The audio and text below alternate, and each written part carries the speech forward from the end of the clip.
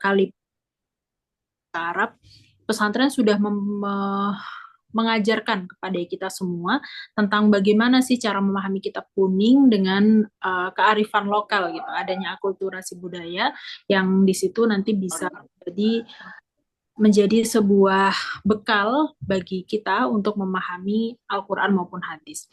Sehingga ketika kita dibilang kembali bahwa kembalilah pada Al-Quran dan hadis, maka sesungguhnya kita perlu mengetahui terlebih dahulu bahwa kitab kuning, adapun kitab-kitab yang kita pelajari hari ini, itu juga merupakan kitab-kitab yang berasal dari Al-Quran maupun hadis, dari istimbat ulama, dari ijma dan kias ulama, serta melalui penafsiran-penafsiran dan mentakwilan yang tidak sembarangan dilakukan.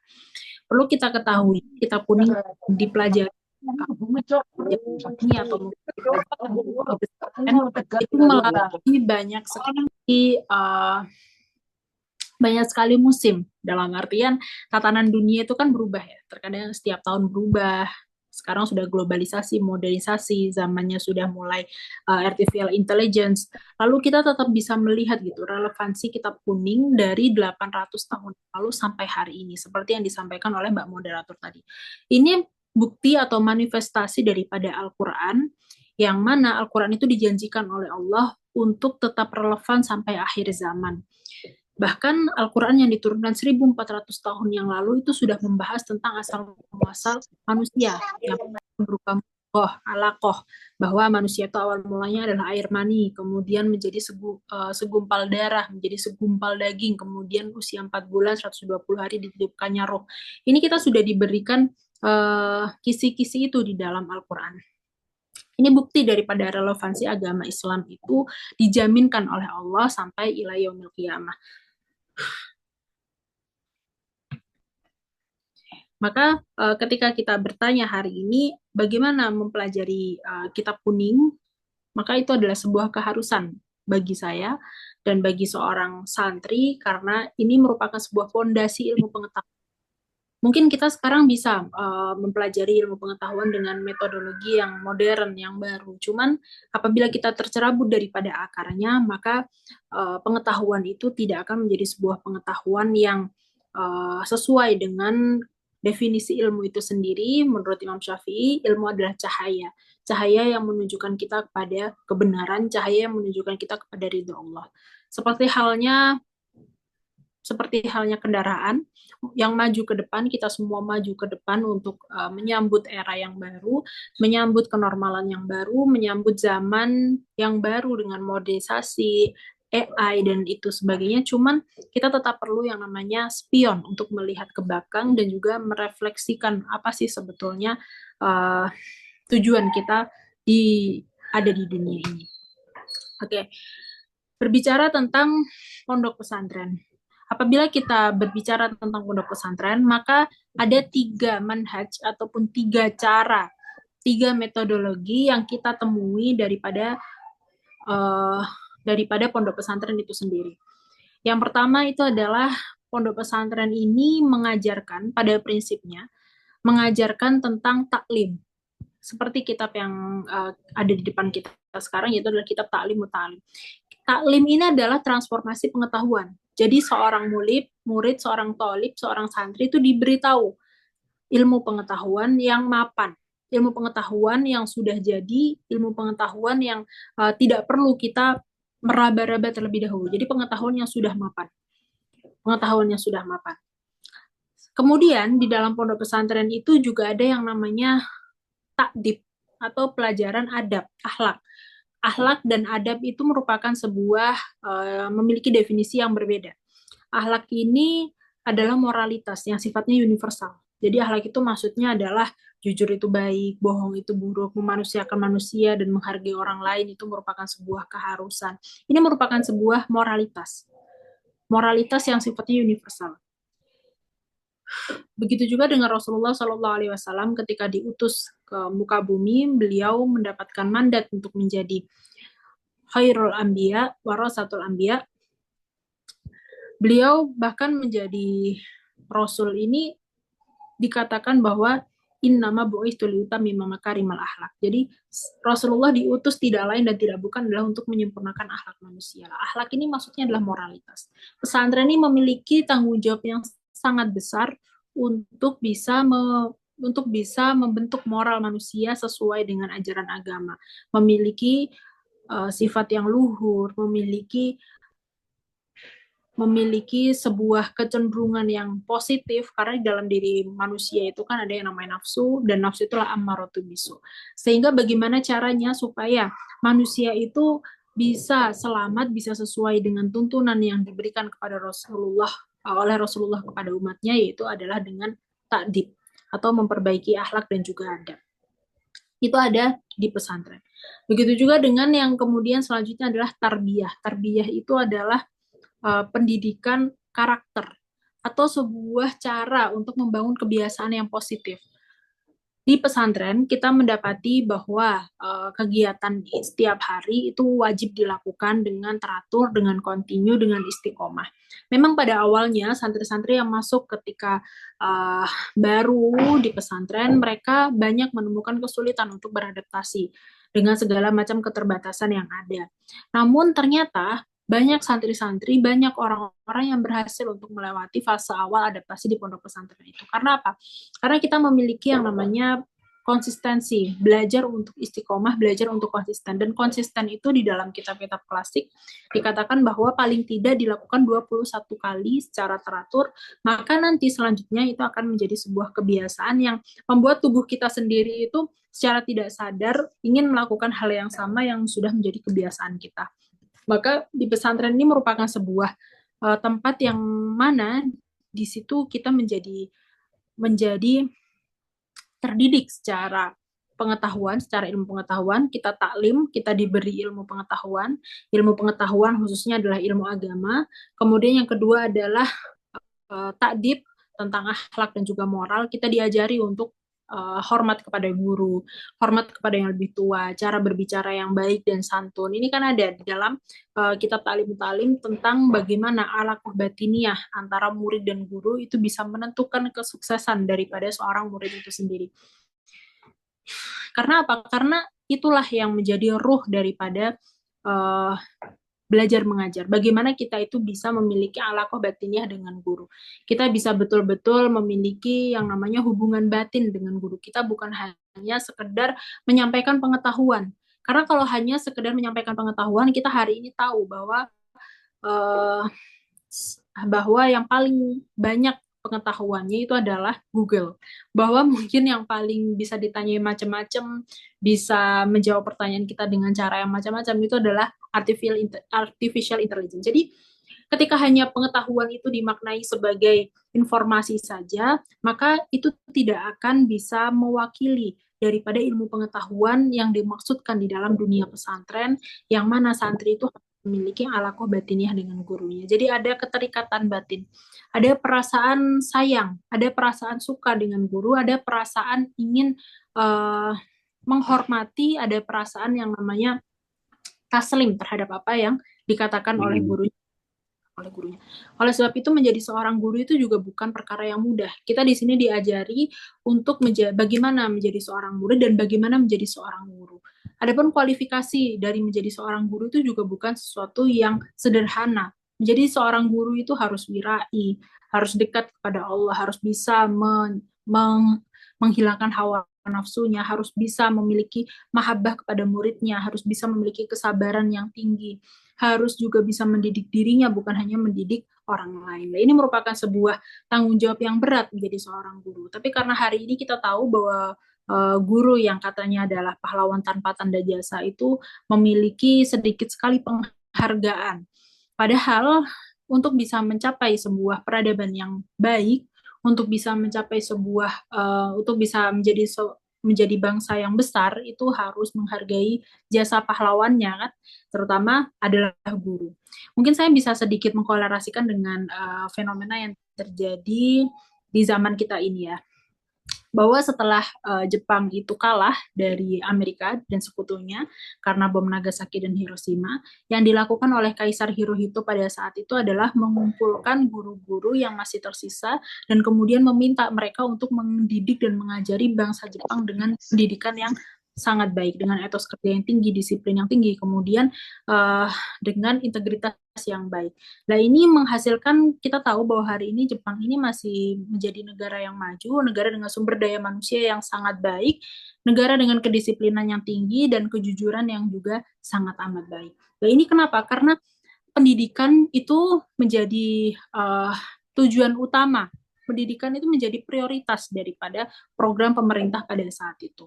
Maka untuk bisa memperbaiki sebuah bangsa itu penting. Yang perlu diperbaiki adalah pendidikannya, termasuk dalam pendidikan yang ada di dalam pondok pesantren. Yang pertama tadi adalah tentang taklim. Jadi transformasi pengetahuan. Pengetahuan yang ada di dalam pesantren itu merupakan pengetahuan yang kita dapatkan dari salafus sholih. Khususnya pesantren ini kan ada yang modern, ada yang pesantren salaf, ada yang pesantren ada salafnya, ada modernnya, ada tahfidzul Qur'annya, ada funnya masing-masing. Nah, khususnya pada pesantren-pesantren yang di sini masih memegang manhaj salaf, seperti di Lirboyo ini kan masih salaf ya. Nah, ini sangat menjunjung tinggi yang namanya ilmu. Jadi bagaimana seorang murid itu betul-betul mengagungkan ilmu itu dengan cara adalah menghargai gurunya dengan sebaik mungkin. Sehingga apa yang dikatakan guru, apa yang menjadi sebuah apa yang disampaikan oleh guru itu betul-betul bisa diterima dengan baik oleh murid tersebut. Karena apa? Karena ada hubungan batin, ada namanya husnudon, ada yang namanya rasa mahabbah terhadap guru, begitu juga guru kepada muridnya. Inilah yang sulit didapatkan di bangku-bangku kuliah mungkin ya, yaitu adalah alaqah batiniyah atau keterikatan antara guru dan murid, hubungan batin antara guru dan murid yang terjadi di pondok pesantren. Nah, di sini adapun permulaan belajar, standar dan urutannya itu juga dijelaskan dalam kitab Ta'limul Ta'alim. Mungkin bisa saya sedikit menguliknya, yaitu adalah belajar ini ada tata caranya, yang mana sebaiknya itu dimulai pada hari Rabu, yang mana hari Rabu di sini merupakan sebuah hari yang baik sekali apabila kita hendak memulai mempelajari sebuah kitab atau memulai untuk mengaji, membaca Al-Quran atau mulai untuk menghafal Al-Quran. Hari Rabu itu hari yang sangat besar, sangat baik sekali. Kemudian selanjutnya yang perlu diperhatikan adalah sikap kritis. Sikap kritis di dalam Al-Quran dikatakan fas'alu ahla dzikri in kuntum la ta'lamun. Katakan bertanyalah kepada orang yang memang ahli di bidangnya apabila kamu nggak tahu. Sehingga bagi seorang pemula, orang-orang yang mau mempelajari suatu bidang itu lebih baik memperbanyak pertanyaan yang memang dia tidak mengetahui ya. Jadi dia memperbanyak pertanyaan, caranya dengan memiliki cara berpikir yang kritis. Jadi punya critical thinking. Meskipun guru itu menyampaikan sebuah materi, lalu kemudian apabila guru itu memberikan waktu dan mempersilahkan muridnya untuk menanyakan sesuatu yang belum dipahaminya, maka kita harus merespon itu dengan baik. Karena apa? Dengan adanya pertanyaan ini membuktikan bahwa seseorang itu mendengarkan dengan seksama dan memahami yang materi yang disampaikan. Kemudian yang selanjutnya adalah memperbanyak pengulangan. Kalau di pondok pesantren, khususnya di Lirboyo ini mungkin bisa sedikit saya spill sistemnya ya. Sekolah itu dilakukan pada pagi hari untuk yang sanawiyah dan juga ibtidaiyah, kemudian malam hari untuk yang aliyah dan juga ma'had ali atau yang kuliah gitu. Nah, di sini pagi hari dan malam hari itu sekolah. Bagi yang sekolahnya di pagi hari, maka siang hari setelah dia beristirahat, sholat duhur, pulang sekolah kan jam 11, setelah itu sholat duhur, setelah sholat duhur nanti dia belajarnya itu dengan cara belajar kelompok atau dinamakan sebagai musyawarah. Ini sesuai dengan di dalam Al-Quran anjuran wasyawirhum fil amr, bahwa segala suatu pengetahuan yang dicapai dengan musyawarah itu tidak akan pernah rugi.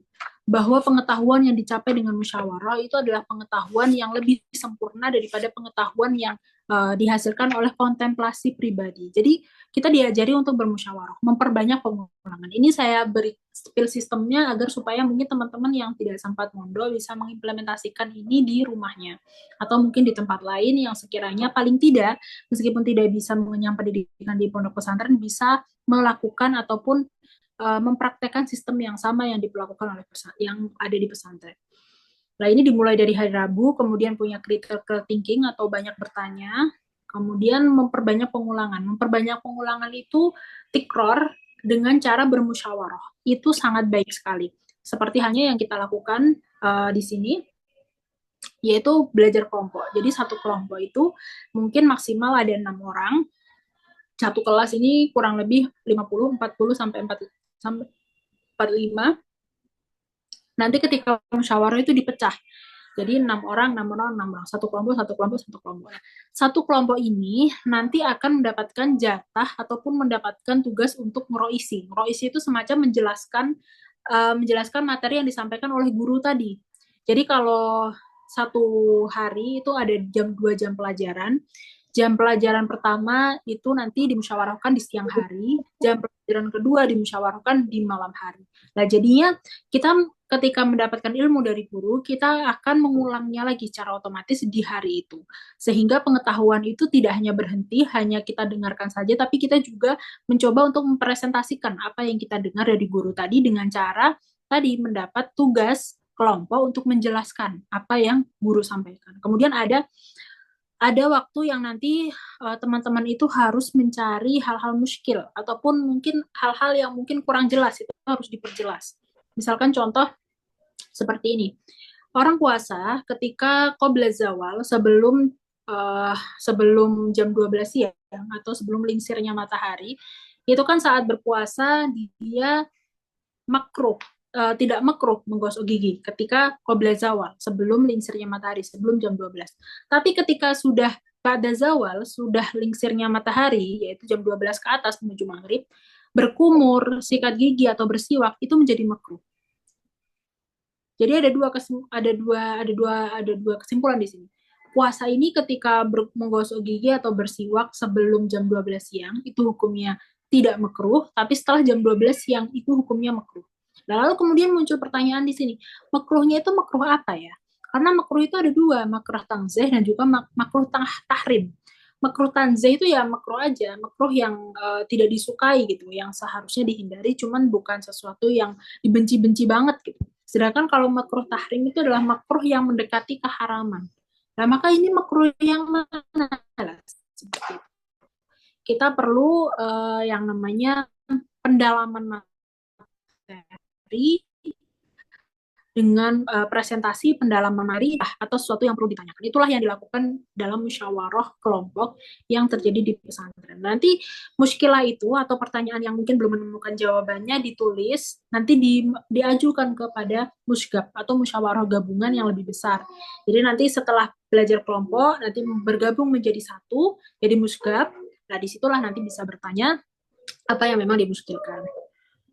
Kemudian selanjutnya membuat ringkasan. Jadi setelah kita itu bermusyawarah, kita memiliki muskilah, kita presentasi dan punya muskilah, kita membuat ringkasan. Ringkasan pengetahuan apa yang kita dapatkan dari materi hari ini, kemudian apa pertanyaan yang belum terjawab. Nah, itu merupakan sebuah tugas yang harus dilakukan di pondok pesantren untuk bisa menemukan pengetahuan baru. Jadi pada dasarnya pengetahuan itu ketika kita sedang SD, misalkan kita sekolah SD atau kita sedang ibtidaiyah di pondok, kita kan diberikan pengetahuan yang mapan.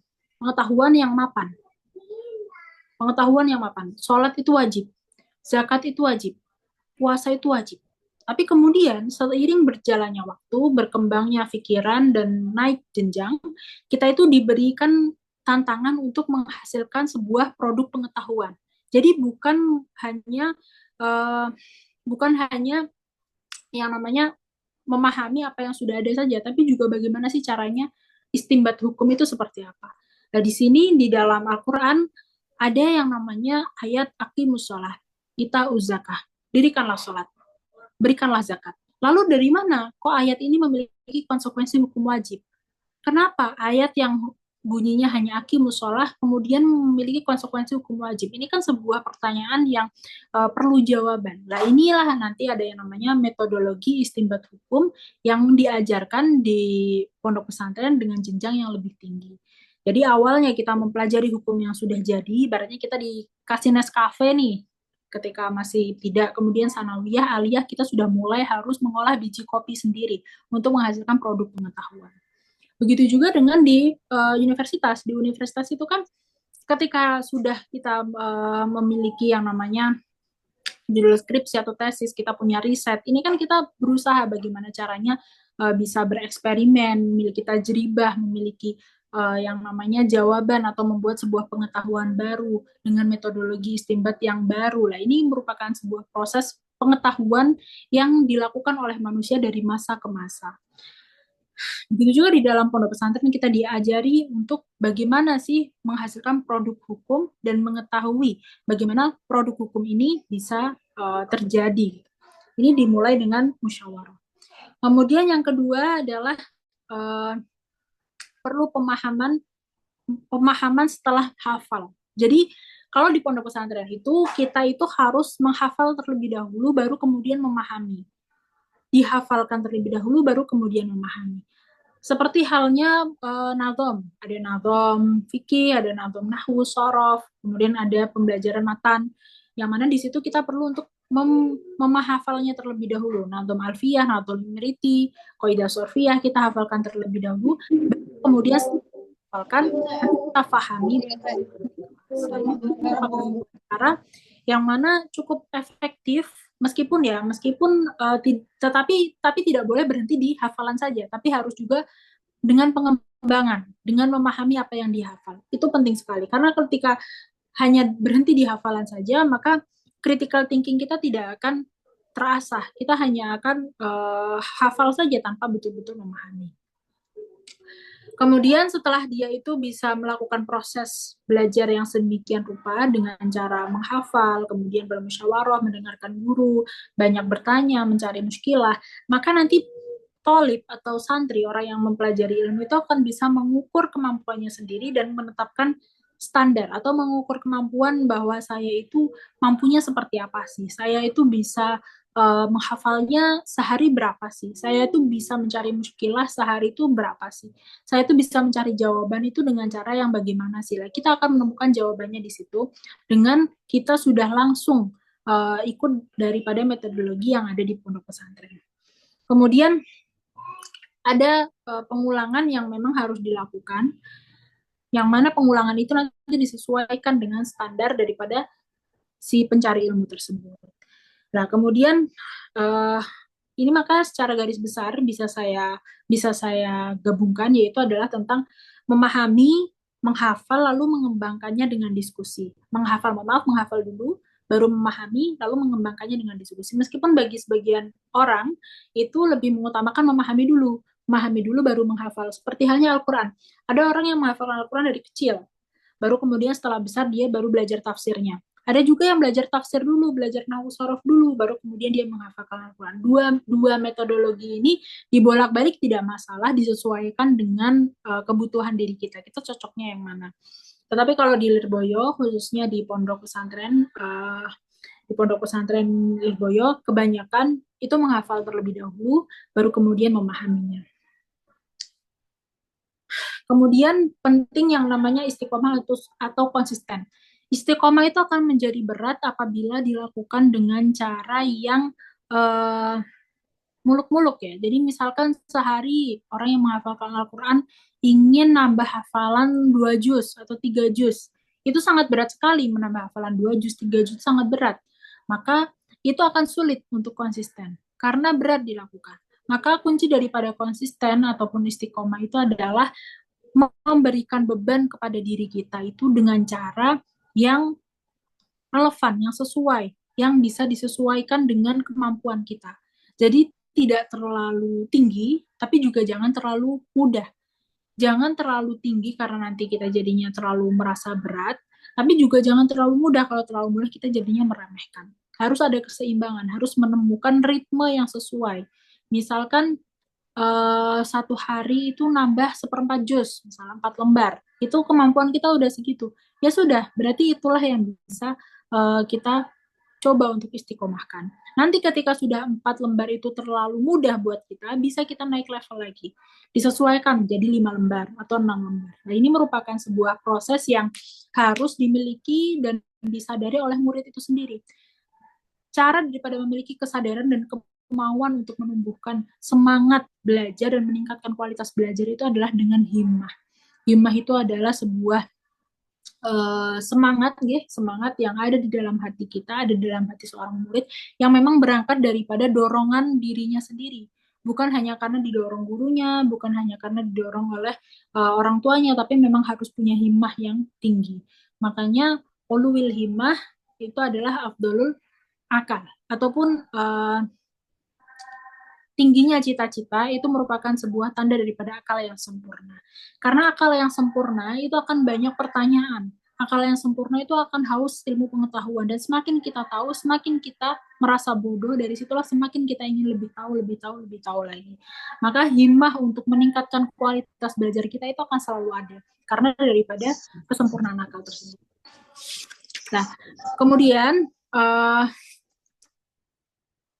Kemudian setelah proses talim dengan tadi metodologi permulaan, kemudian standar dan beberapa urutannya, kita masuk kepada tarbiyah, pendidikan karakter.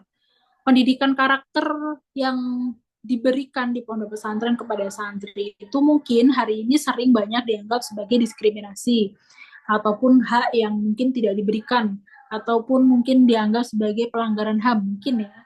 Karena apa? Karena santri sangat dibatasi ruang geraknya, seperti halnya tidak boleh membawa handphone, kemudian tidak boleh sembarangan pulang, tidak boleh sembarangan disambang, tidak boleh melakukan hal-hal yang mungkin dianggap sebagai sebuah kenormalan, tapi di pesantren tidak boleh dilakukan gitu. Bahkan mau yang namanya mau mau mandi, mau memenuhi kebutuhan diri saja harus berproses terlebih dahulu, harus antri, harus sabar. Ini tanpa disadari, itu adalah sebuah tarbiyah. Tarbiyah yang mana syarat akan kesabaran, syarat akan kemauan untuk menahan diri terhadap kenikmatan yang akan kita dapatkan. Jadi kemauan kita untuk menahan, kemauan seorang santri untuk bersabar dalam proses yang dia lakukan di pondok pesantren, termasuk bukan hanya proses belajarnya saja, tapi proses memenuhi kebutuhan hidupnya. Mau mandi harus antri dulu, mau uh, mau disambang atau rindu orang tua harus nunggu Jumat terlebih dahulu. Nah, ini merupakan sebuah proses yang tanpa dia sadari, dia itu sedang mendidik nafsunya. Dia itu sedang mentarbiah dirinya untuk bisa apa? Untuk bisa menjadi pribadi yang lebih sabar, untuk bisa menjadi pribadi yang lebih menerima. Karena di dalam ilmu fikih dan ilmu tasawuf itu harus dipelajari beriringan. Orang kalau hanya mempelajari ilmu fikih saja tanpa mempelajari ilmu tasawuf, itu maka dia seperti halnya orang yang kosong. Dia melakukan rutinitas ibadah tapi tidak bisa mengetahui ruh daripada ibadah itu sendiri. Dia mengetahui pengetahuan tapi tidak bisa mengimplementasikan apa yang dia ketahui. Itu terjadi pada hari ini. Kita tahu hari ini kita sangat-sangat mudah sekali mendapat informasi di media sosial, di TikTok, dimanapun itu. Kita tinggal buka media sosial, kita bisa langsung tahu informasi baru, informasi baru, informasi baru, fenomena baru, fenomena baru, fenomena baru. Dan ini menghasilkan sebuah fenomena lagi yang namanya adalah popcorn brain. Jadi otak manusia itu yang seperti popcorn. Kebanyakan informasi, belum sempat untuk mencerna, belum sempat untuk bermuhasabah dari sebuah peristiwa, sudah ada informasi lagi, informasi lagi, informasi lagi. Nah, ini menjadi sebuah otak itu kewalahan sehingga kemampuan berpikir secara mendalam, kemampuan bermuhasabah dan merefleksikan sesuatu itu menjadi tumpul. Karena apa? Karena terlalu over informasi yang kita dapatkan sebelum kita membutuhkannya. Sebelum kita mampu memproses informasi sebelumnya, kita sudah dapat informasi lagi. Makanya di pondok pesantren itu belajar itu pelan-pelan. Belajar itu dikasih sesuai jenjangnya. Belajar itu sehari tidak langsung banyak, tapi sedikit-sedikit perlu diulang-ulang. Maka itulah yang lebih efektif menghasilkan pengetahuan yang lebih menancap. Nah, ini fenomena popcorn brand ini merupakan sebuah fenomena yang bagi saya cukup memprihatinkan ya, karena mengumpulkan kemampuan otak untuk fokus, untuk berkonsentrasi, untuk bisa berpikir secara mendalam. Sehingga menginginkan kepuasan instan setiap saat. Karena kalau orang scroll sosmed itu kan banjir dopamin ya, karena kesenangan palsu gitu, kepuasan palsu. Di scroll lagi, lama-lama mudah bosan, lama-lama tidak tahan terhadap proses. Nah itulah fenomena hari ini yang mungkin lekat dengan Gen Z. Gen Z itu kan kebanyakan susah ya untuk berproses lama. Di pondok pesantren kita diajari untuk tahan terhadap proses, salah satu dengan pendidikan tarbiyah itu sendiri. Pendidikan tarbiyah ini adalah kesabaran yang harus kita lakukan bahkan ketika kita menginginkan sesuatu yang sangat sederhana. Misalkan mau beli gorengan aja, kita mungkin harus mengantri dulu. Ini tanpa kita sadari, kita itu mendidik diri kita untuk memiliki kesabaran lebih terhadap prosesnya, untuk bisa punya resistensi yang lebih tinggi terhadap rasa sakit dan juga proses yang mungkin tidak mudah. Nah, ini merupakan sebuah tarbiyah yang tidak didapatkan di luar pesantren. Mungkin ada ya, kehidupan itu mengajarkan kita demikian, mengajarkan bahwa segala sesuatunya itu tidak bisa instan, gitu ada prosesnya. Tapi kan pendidikan ini langsung dengan skala resiko yang mungkin sangat besar. Jadi kita bisa belajar dari kehidupan secara langsung. Nah, di pesantren ini kita belajar dari kehidupan dalam skala kecil, belajar bermasyarakat dalam skala kecil. Kita diajari untuk bersabar dengan antri mandi, kita bersabar untuk mencuci pakaian saja kita harus antri, untuk menjemur saja kita harus antri. Dan ini merupakan sebuah tarbiyah yang luar biasa yang membuat kita itu tetap mau berproses di era serba instan dan serba dinamis hari ini. Ini merupakan sebuah tarbiyah atau pendidikan karakter yang mana syarat dengan tasawuf bahwa di pondok pesantren itu segala sesuatunya secukupnya, kalau bisa ya sederhana. Ini merupakan sebuah ajaran tasawuf, ajaran yang mana di situ melengkapi hasanah keilmuan kita sehingga kita itu bukan hanya tahu saja, tapi kita bisa memahami ruh daripada ilmu tersebut. Sholat itu bukan hanya sholat saja, tapi bisa khusyuk, bisa punya memahami ruh daripada ajaran sholat itu sendiri. Apa sih maksudnya sholat itu? Bagaimana caranya bisa mendapatkan ladatul ibadah? Bagaimana caranya bisa bahagia dengan hal-hal yang halal? Bagaimana caranya kita itu bisa merasa cukup dengan apa yang sudah Allah berikan kepada kita? Nah, ini kita diajari dalam pondok pesantren dengan tarbiyah. Kemudian selanjutnya adalah taklim. Tapi bukan berarti tarbiyah itu merasa cukup dan pasif ya. Pasrah itu bukan berserah, tapi betul-betul menyerahkan hasil dan punya yang namanya keyakinan yang tinggi terhadap Allah Subhanahu wa taala. Kita diajari untuk berhusnudzon kepada Allah, kita diajari untuk percaya kepada proses, tapi kita diajari juga untuk menggantungkan hasil hanya kepada Allah Subhanahu wa taala. Itu pendidikan tarbiyah yang ada di dalam pondok pesantren tanpa kita sadari. Kadang anak-anak itu nggak sadar, anak-anak itu cuman taunya di pondok itu sulit, berat, kangen orang tua gitu. Terus kegiatannya padat, taunya seperti itu tanpa mereka sadari. Kegiatan yang padat itu membuat mengajari mereka untuk punya disiplin waktu yang baik, untuk punya skala prioritas dalam punya prioritas yang istimewa. Kenapa bulanan Rono?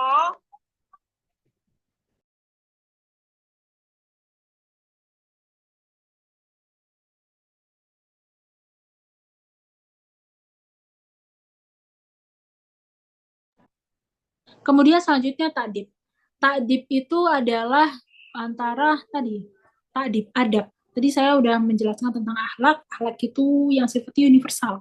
Sedangkan adat itu yang disesuaikan dengan norma dan budaya setempat. Kita tahu bahwa hari ini budaya di Jawa khususnya mencium tangan seorang guru itu adalah bentuk penghormatan. Namun, ternyata ketika budaya itu dibawa ke Timur Tengah sana, itu kurang relevan. Sebab apa? Sebab mencium tangan itu seperti halnya dianggap terlalu berlebihan di sana. Justru yang dianggap sebagai penghormatan itu adalah mencium kepala. Mencium kepala, sesama kepala, itu menunjukkan rasa penghormatan. Tapi kalau mencium tangan, itu seperti halnya penghambaan yang kurang etis. Itu di Timur Tengah sana. Makanya kenapa ada yang namanya norma yang disesuaikan dengan adat budaya sempat, ada yang namanya moralitas yang sifatnya akhlak itu sifatnya universal, moralitas, sedangkan adat itu merupakan sebuah budaya, norma yang berlaku di masyarakat setempat yang harus juga kita hormati. Nah, di pesantren pun kita diajari untuk menghormati adat budaya di setempat. Adanya Islam di tanah Jawa ini salah satunya dengan akulturasi budaya. Sunan Kalijaga dulu ketika mendakwahkan agama itu dengan apa? Dengan wayang, dengan pertunjukan, dengan yang namanya dikemas dengan cara yang sangat lekat dengan adat istiadat pada saat itu. Maka maka Islam itu bisa diterima dengan baik oleh masyarakat karena apa? Karena tidak dilakukan, tidak didakwahkan dengan cara yang saklek. Coba kalau dulu kita melihat bagaimana misalkan Sunan Kalijaga ataupun Wali Songo mendakwahkan agama, melihat tradisi yang namanya tradisi tradisi sesajen, kan tradisi kita tahu mungkin teman-teman yang biasa berkatan, biasa tahlilan atau biasa acara acara walimatul urus ataupun walimatul safar, walimatul apapun itu dapat berkat pulang, dibawa pulang, kemudian dimakan di rumah bersama-sama. Lah, ini merupakan sebuah tradisi yang hasil daripada akulturasi budaya yang dilakukan oleh Wali Songo pada saat itu. Karena dulu orang-orang Jawa itu sering memberikan sesajen ke gunung, ke laut, kemudian ke pohon. Lalu kemudian pada saat itu Wali Songo melihat praktik tersebut tidak langsung mengkafir-kafirkan. Kamu syirik, kamu kafir, tidak boleh seperti ini. Tidak langsung seperti itu. Wali Songo itu menggiring dari kebiasaan tersebut menjadi kebiasaan yang bernilai ibadah, yang punya ajarannya di dalam agama Islam yaitu kebiasaan untuk sedekah. Daripada ayam, nasinya, makanannya itu dibuang ke laut, dikasihkan ke gunung, ditaruh di bawah pohon, lebih baik kita bawa pulang, kita bagi-bagi ke tetangga sekitar. Ini merupakan sebuah cara yang sangat bisa diterima karena adanya akulturasi budaya pada saat itu. Begitu juga dengan takdib. Pentingnya kita itu anak itu diajari untuk beradab, yang mana adab itu merupakan sebuah hasil daripada norma dan juga adat istiadat di setempat sesuai daripada daerah tersebut. Ini juga penting anak itu diajari untuk salim kepada guru, menunduk. Bukan berarti itu bentuk penghambaan ya, karena memang tata cara ataupun norma di Jawa itu demikian. Adanya kita melestarikan hal itu karena kita menghormati budaya. Yang penting tidak sampai berlebihan. Berlebihan batasnya seperti apa? Tidak sampai sujud. Tidak sampai sujud karena sujud itu tidak boleh dilakukan tanpa adanya alasan yang melatar belakangi. Karena sujud itu meletakkan bagian paling mulia dari tubuh manusia itu ada di tanah. Maka sujud ini hanya boleh dilakukan ketika sholat, ketika sujud syukur, dan juga ketika sujud tilawah. Ini tiga hal ini hanya adalah alasan yang hanya memperbolehkan seseorang untuk melakukan sujud. Maka sujud itu tidak boleh dilakukan sembarangan. Bahkan di depan manusia itu tidak boleh kita bersujud. Karena apa? Karena sujud ini hanya layak untuk kita persembahkan kepada Allah Subhanahu wa Ta'ala. Mungkin itu yang bisa saya sampaikan. Selanjutnya mungkin bisa disambung dengan sesi diskusi.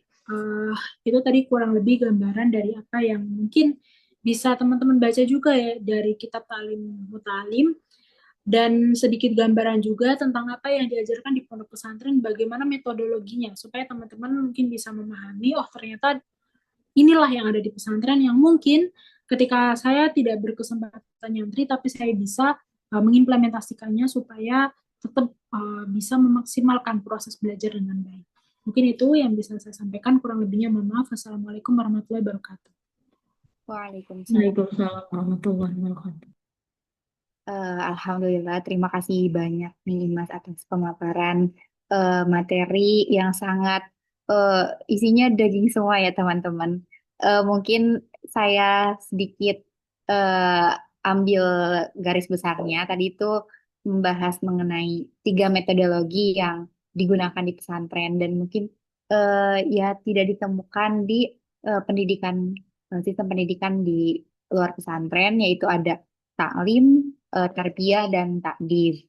Kita lanjut aja mungkin ya ke sesi selanjutnya. Di sini juga sudah banyak yang angkat tangan. Saya persilahkan mungkin dari mulai Kak Siti Sadiah boleh di eh, open mic-nya. Baik, terima kasih Kak. Alhamdulillah ya bisa mendengarkan langsung dari motivator yang memang luar biasa sekali gitu ya. Sebelumnya, Assalamualaikum, Neng Imas. Waalaikumsalam warahmatullahi wabarakatuh.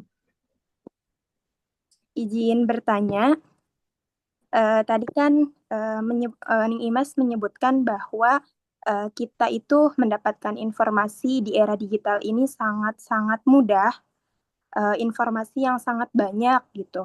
Nah, bagaimana tips agar kita itu tidak terlalu over kepada informasi? Nah, apalagi di era digital ini kan sangat mudah gitu. Nah, bagaimana sih tips yang bisa kita lakukan untuk tidak sembarang menampung informasi yang tidak baik? Mungkin itu saja. Baik, terima kasih Kak Siti Sadia. Sama. Nih, Mas mungkin mau langsung dijawab apa mau dikumpulkan dulu? Boleh dijawab dulu biar nanti interaktif gitu ya. Oke, boleh, silakan. Terima kasih atas pertanyaannya. Saya izin menanggapi ya, Mbak Siti Sadia. Alhamdulillah, memang hari ini kita mendapatkan banyak sekali kemudahan dengan kemajuan teknologi, termasuk dari informasi yang bisa kita dapatkan tanpa susah payah. Zaman dulu untuk bisa mengetahui satu arti dari bahasa Inggris ataupun bahasa-bahasa yang lain saja harus pergi ke perpustakaan, ambil kamus, mencari kosakatanya satu persatu. Sekarang kita tinggal ngomong nanti ditranslatekan otomatis oleh Google Translate gitu ya. Jadi kemajuan teknologi ini memang sangat memudahkan manusia. Tapi kita harus tahu pada prinsipnya hukum alam ataupun manusia ini otak itu seperti hanya otot. Kalau misalkan tidak digunakan, lama-lama juga akan menyusut. Betul atau tidak? Otak itu seperti hanya otot. Otot ini ketika nggak dipakai, lama-lama mengecil. Otak juga.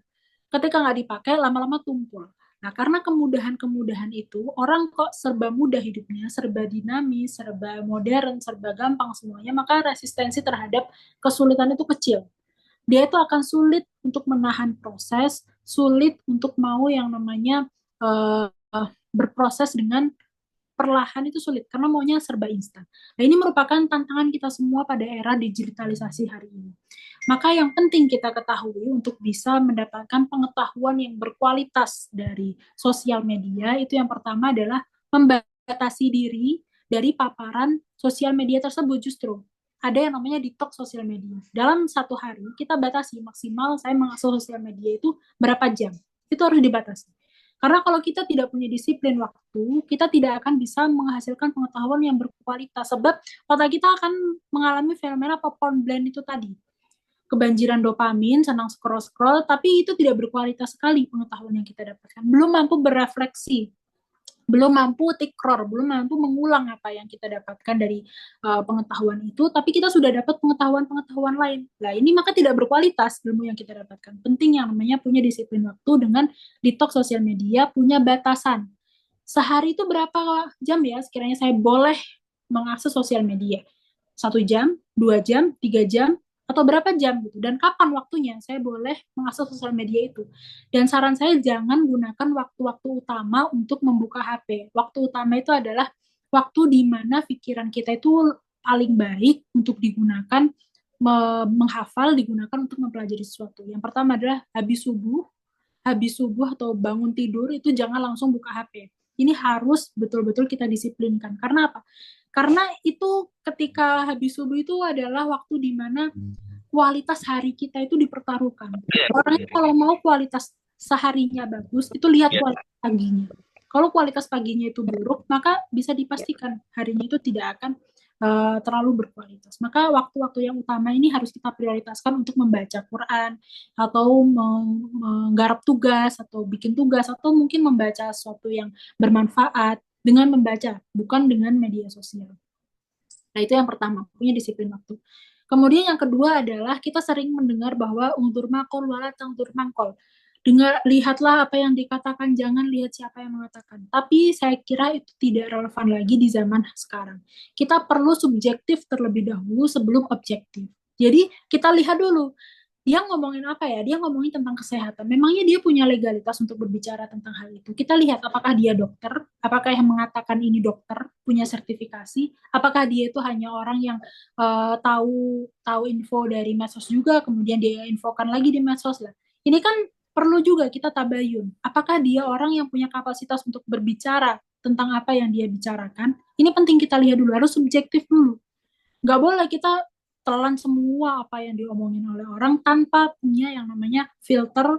Itu cukup berbahaya. Orang sekarang itu banyak sekali di media sosial yang berbicara sesuatu yang tidak pada bidangnya gitu.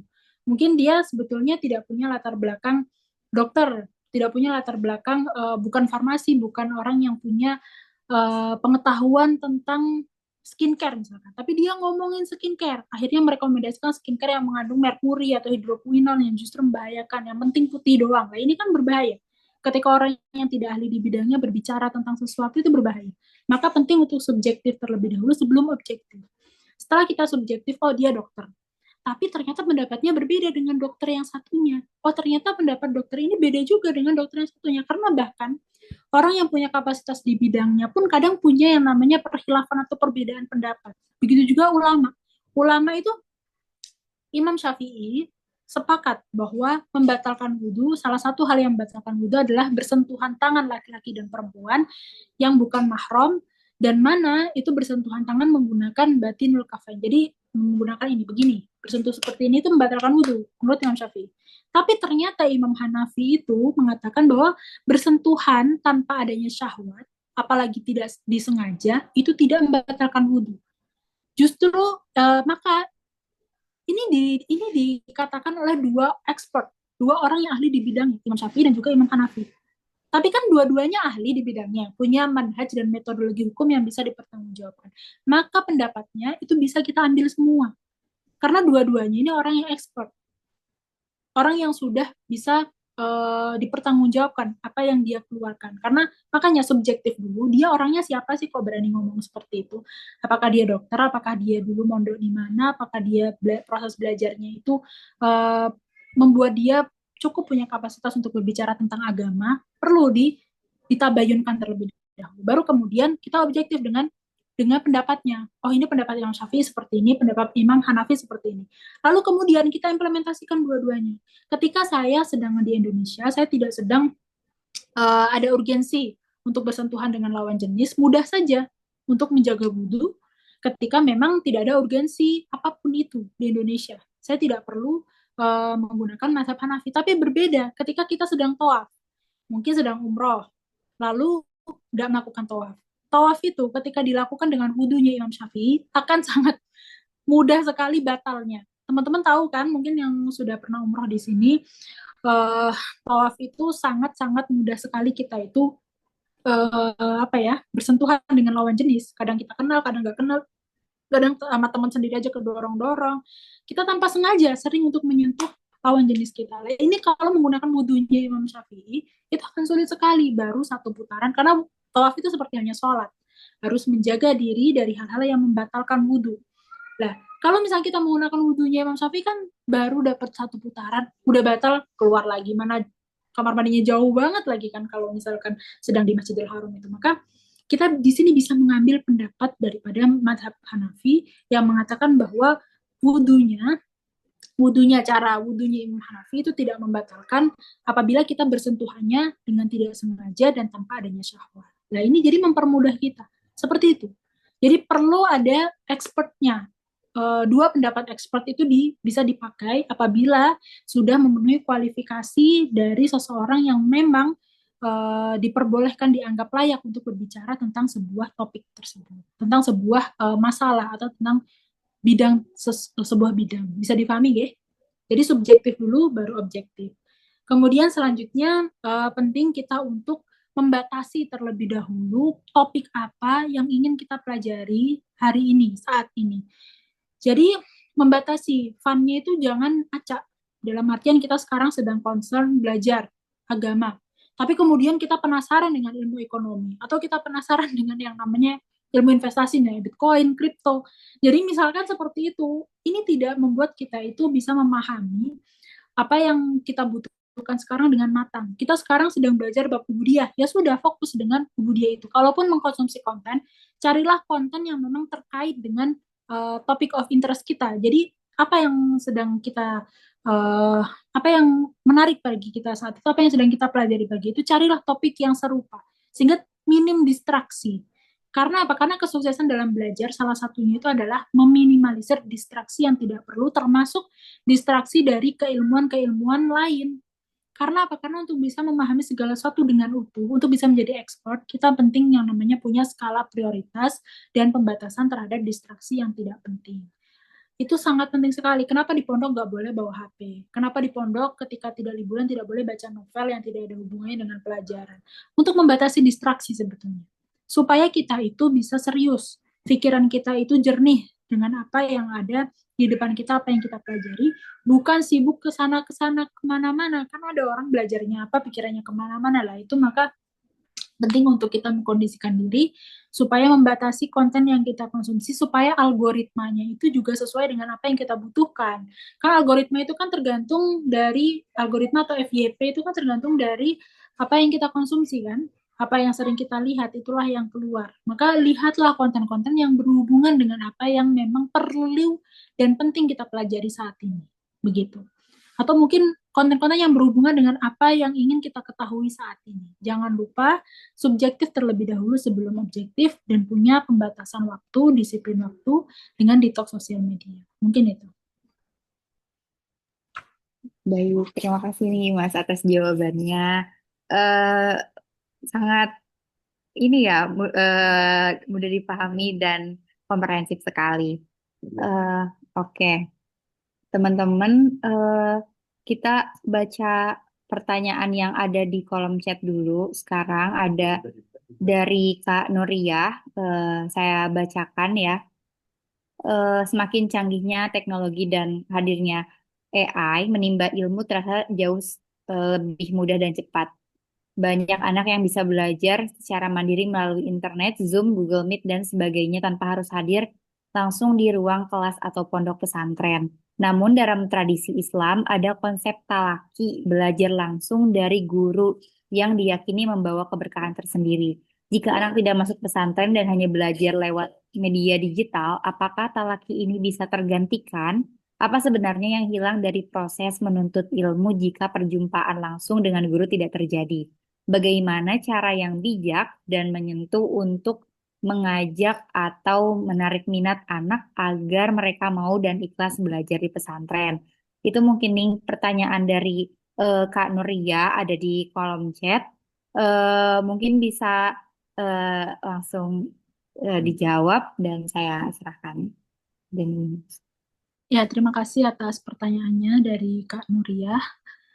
Memang kita dapati banyak sekali pengetahuan yang bisa kita dapatkan tanpa perlu guru, tanpa perlu yang namanya mentor.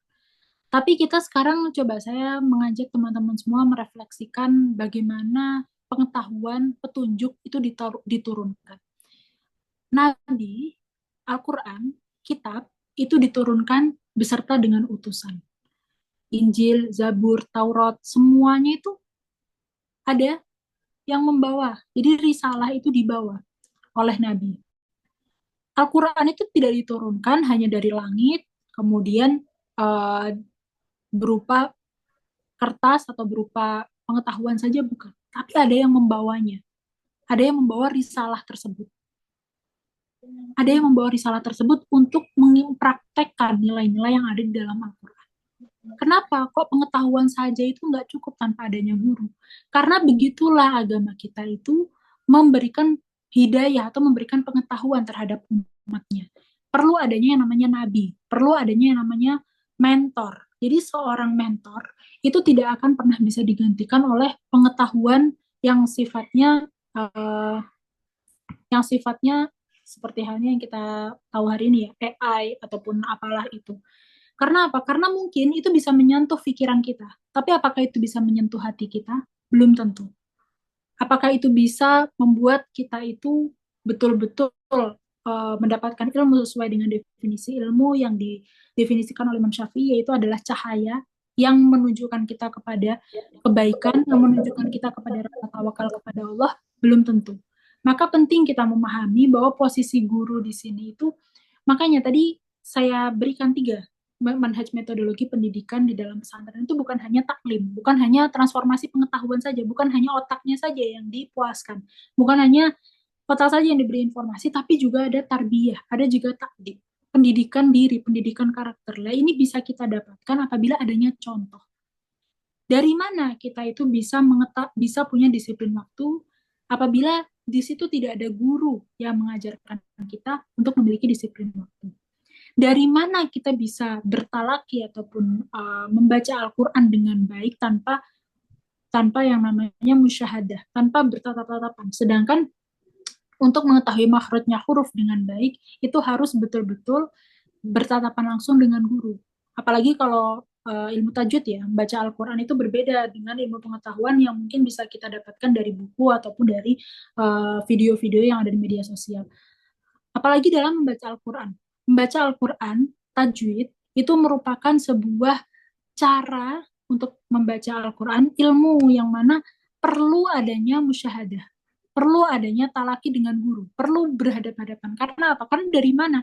Kita bisa tahu bahwa makhrajnya alif, makhrajnya ba, makhrajnya kha, itu di mana? Ketika kita hanya mendengarkan saja, ketika kita hanya membaca saja, itu sulit untuk mempraktekannya. Sedangkan Al-Quran itu diturunkan dengan tajwid. Apabila kita tidak membaca Al-Quran dengan tajwid, maka perlu dipertanyakan kita sedang membaca apa.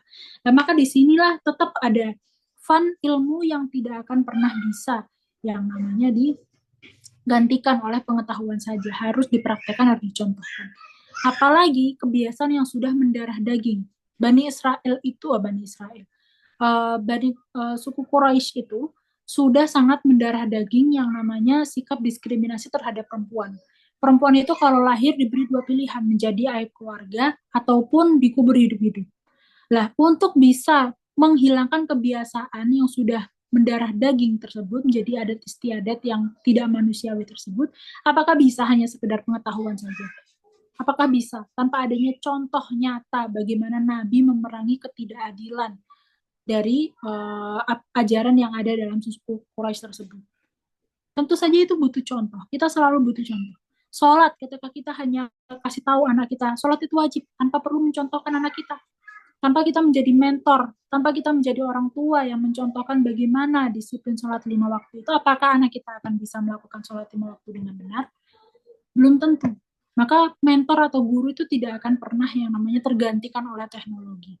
Karena apa? Karena begitulah cara Al-Quran, cara pengetahuan, cara ilmu diturunkan dari langit ke dunia itu adalah dengan pembawa risalahnya. Bukan hanya sekedar Quran saja turun, tapi juga ada pembawa risalahnya. Ada mentornya, ada yang nyontohin. Itu penting.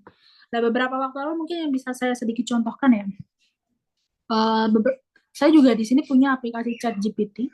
Kadang saya juga bertanya gitu kepada ChatGPT untuk menjawab masalah saya gitu. Saya bertanya, ChatGPT bagaimana caranya melakukan ini gitu. Dan saya itu melihat ya jawaban daripada AI, jawaban daripada ChatGPT yang diberikan kepada saya itu kurang punya karakter.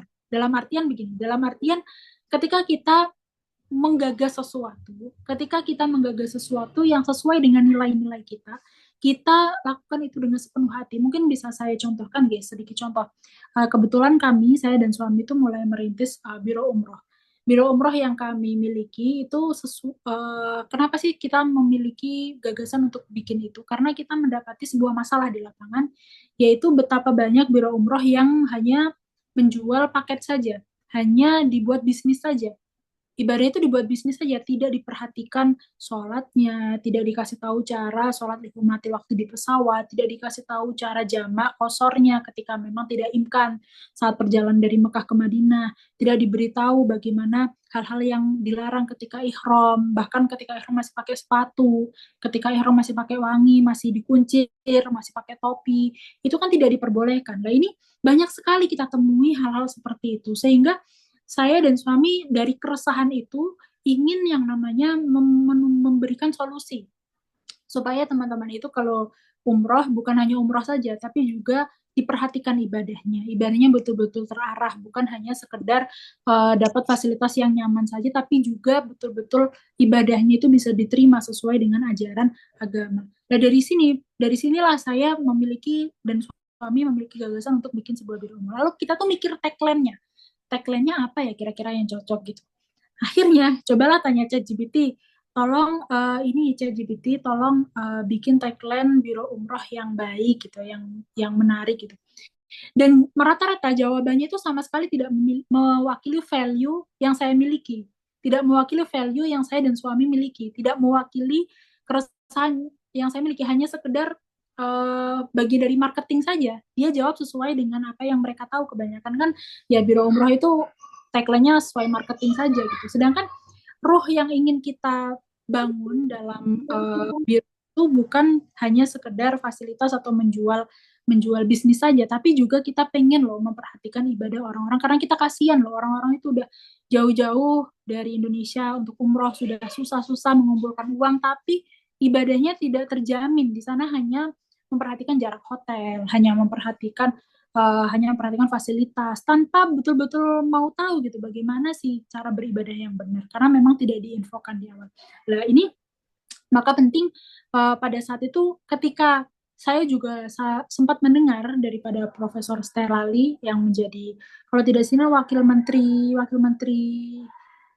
kabinetnya sekarang ya. Sebentar saya coba lihat ya.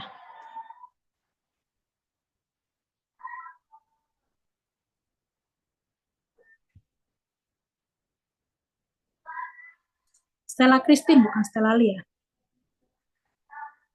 Wakil Menteri Pendidikan Tinggi, Sains dan Teknologi dari kabinet sekarang, kabinet Indonesia, kabinet Merah Putih ya. Nah ini beliau itu kan guru besar di Tsinghua University. Saya sering mendengar wawancara beliau. Apa sih, bagaimana sih caranya kita itu tidak dimanfaatkan teknologi dan bisa memanfaatkan teknologi? Apa yang ada dalam diri manusia yang tidak bisa dimiliki oleh artificial intelligence? Ternyata adalah kreativitas dan juga penilaian terhadap jawaban yang diberikan oleh artificial intelligence tersebut. Karena apa? Karena mungkin dia tuh mengetahui banyak referensi dari cara referensi daripada Biro Umroh, tagline Biro Umroh itu banyak. Tapi kan ruh daripada value yang kita kita bangun di dalam apa yang kita bikin dalam biro tersebut itu kan AI tidak bisa merasakan gitu. Jadi rasa itu tidak bisa diwakili oleh teknologi. Sehingga untuk bisa membangun, makanya kenapa tadi saya bilang alaqah batiniyah antara guru dan murid itu yang tidak kita temukan di pendidikan yang lain selain di pesantren, karena itu hubungannya dengan rasa, itu hubungannya dengan hati, itu hubungannya dengan kenyamanan hati, bagaimana kita itu bisa merasa diayomi dengan guru kita bisa merasa dituntun, kita bisa merasa punya hubungan batin. Nah ini merupakan sebuah sesuatu yang tidak akan pernah bisa digantikan oleh teknologi manapun. Maka untuk bisa menjaga supaya orang itu hatinya tidak mati di tengah banyak hati yang mati hari ini, saya selalu diwasiatkan oleh muasis dari Pondok Pesantren Lirboyo untuk menghidupkan sholat sunnah 2 rakaat setiap malam Idul Fitri ataupun malam Idul Adha. Kebetulan ini kan nanti mau malam Idul Fitri dan malam Idul Adha ya. Karena banyak sekali orang itu yang hatinya mati ya. Dia mungkin kelihatan normal di luar, tapi ternyata dia sudah broken inside gitu, atau mungkin dia sudah mati rasa karena sudah terlalu banyak cobaan yang dia hadapi dan tidak bisa ditanggungnya sendiri. Maka penting untuk menghidupkan hati supaya kita punya alaqah batiniyah, punya rasa yang tidak bisa tergantikan oleh kemajuan teknologi.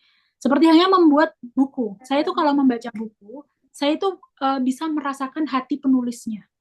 Jadi membaca buku itu bisa merasakan kelembutan katanya, itu merepresentasikan daripada kelembutan hati penulisnya.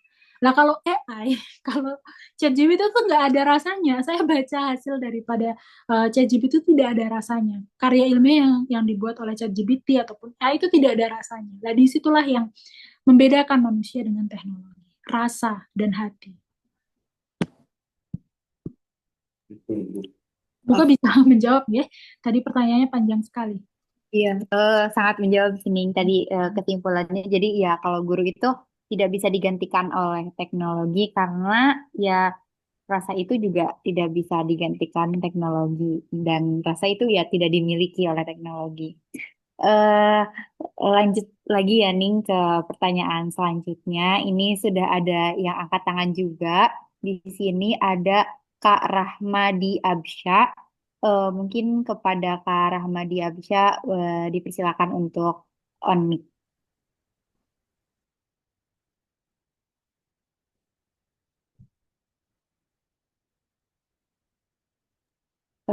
Kak Rahma. Apakah sudah terhubung?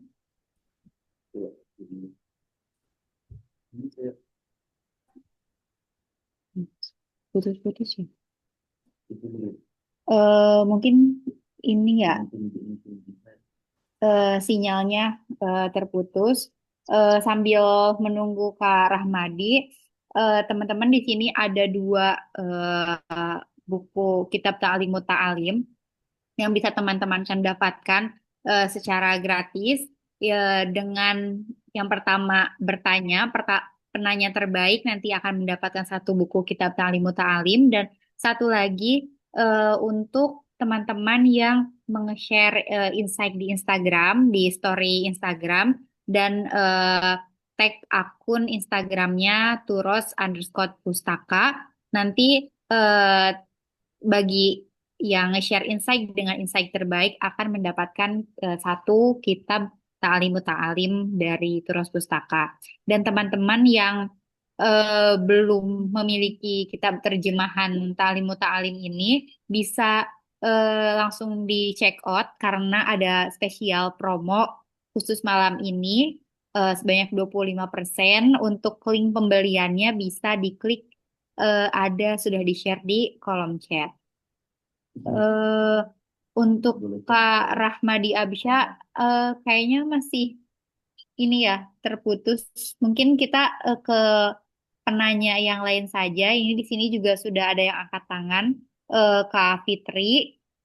Untuk Kak Fitri dipersilakan mungkin on mic dan on cam jika Baik, terima kasih sebelumnya Kak Moderator, juga nih Mas atas ilmunya yang Masya Allah selalu masuk gitu, selalu kena banget dan selalu relate.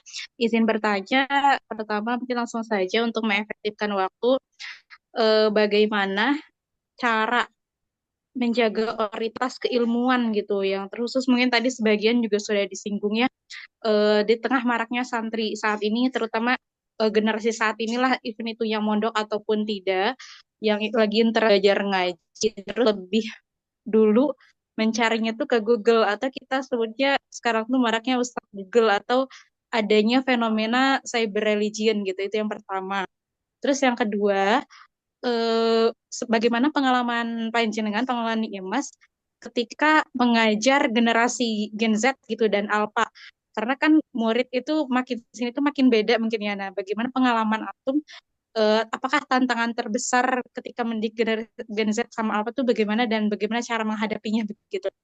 Terus ya terakhir, tapi ini tadi sudah mungkin ya, bagaimana cara kayak merekonstruksikan kurikulum agar tetap basis kitab terus itu tetap kejaga sampai sekarang, tapi juga sesuai dengan tantangan abad 21 ini gitu mungkin.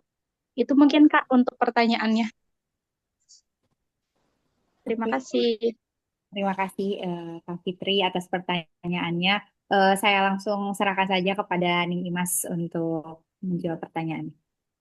Mohon izin bisa tolong diulangi karena tadi sinyalnya tiba-tiba berhenti. Oh iya. Oke, nih baik. Untuk yang pertama, izin bertanya terkait otoritas keilmuan di tengah maraknya santri saat ini, terutama yang pegang HP, laptop gitu, di mana mereka ya tadi dikit-dikit kayak lebih dulu tuh mencari bukan ke Ustadz dulu, tapi kayak ke sebutnya kita Ustadz Google gitu. Pun demikian orang-orang yang nggak mondok gitu, kayak orang-orang sekarang kan yang banyak hijrah-hijrah atau yang dikit-dikit kayak interest lah gitu belajar agama gitu, tapi ya itu dia, pertama-tama dicari tuh di Google gitu, atau memang fenomena ini memang bukan untuk apa tahun ini gitu ya, tahun-tahun sebelumnya pun sudah banyak fenomena cyber religion yang salah satu tantangan juga untuk saat ini gitu. Itu yang pertama. Nah, yang kedua, bagaimana pengalaman Ning dalam mengajar santri Gen Z gitu dan Alpha, apakah ada tantangan tersendiri nih gitu. Kemudian bagaimana cara menghadapinya gitu. Karena kan santri makin sini makin beda juga dengan generasi milenial atau generasi sebelumnya gitu. Dan yang terakhir ini sebenarnya tadi sudah sedikit dibahas juga ya, terkait bagaimana sih pesantren supaya tetap ngejaga gitu, kayak kitab terusnya itu makin apa tetap kental tapi juga tetap relevan dan sesuai dengan abad sekarang juga gak ketinggalan gitu. Itu aja mungkin yang 3 poin itu. Oke. Ya, terima kasih pertanyaannya Mbak Fitri ya. Kalau Oke. izin. Mbak Fitri.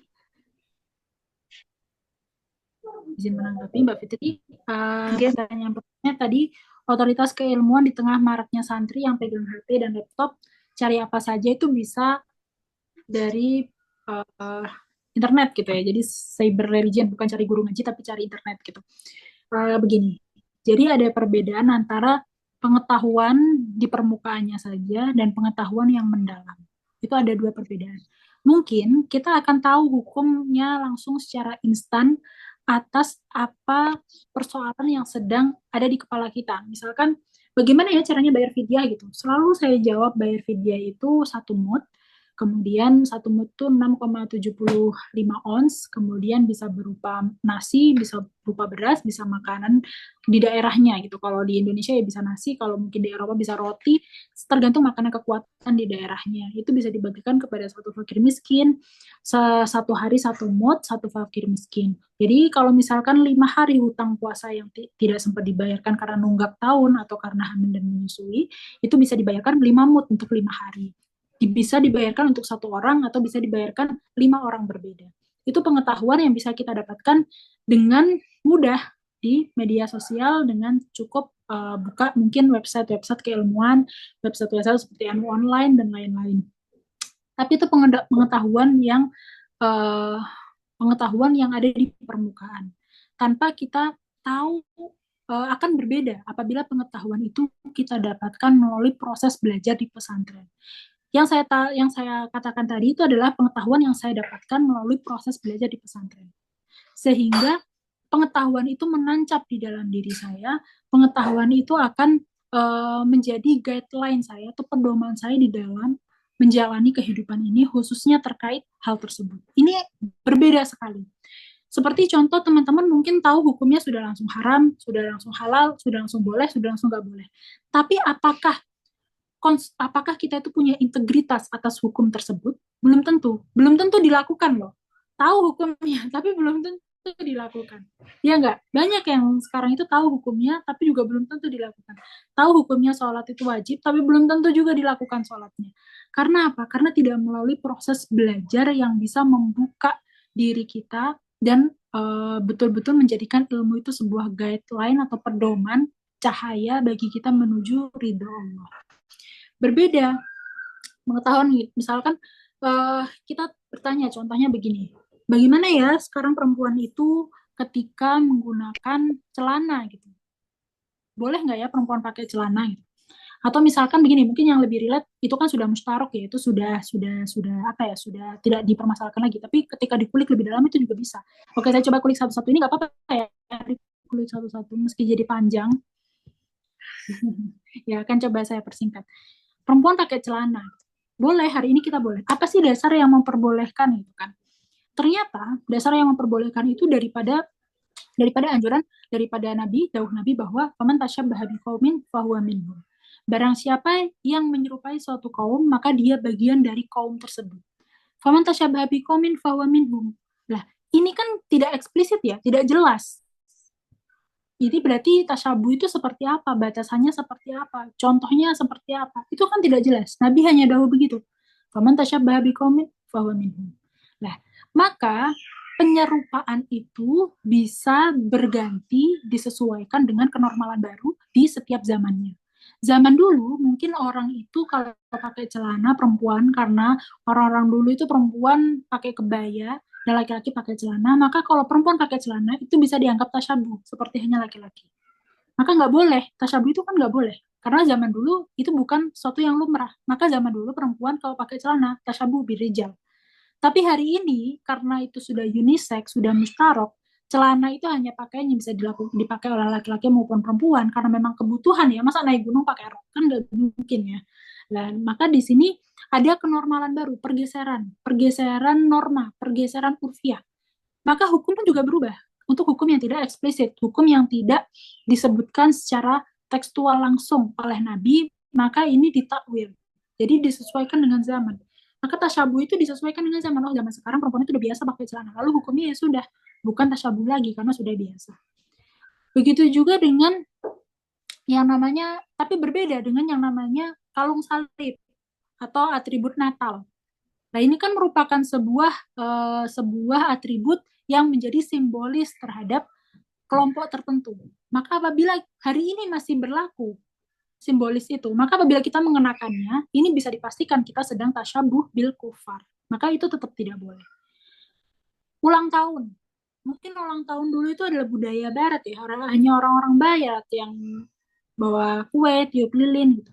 Tapi sekarang kita sudah melakukannya, siapapun itu sudah menjadi hal yang biasa sebagai selebrasi aja, bukan sesuatu yang bersifat ideologis, bukan, itu hanya sekadar merayakan saja, biasa saja, happy-happyan saja.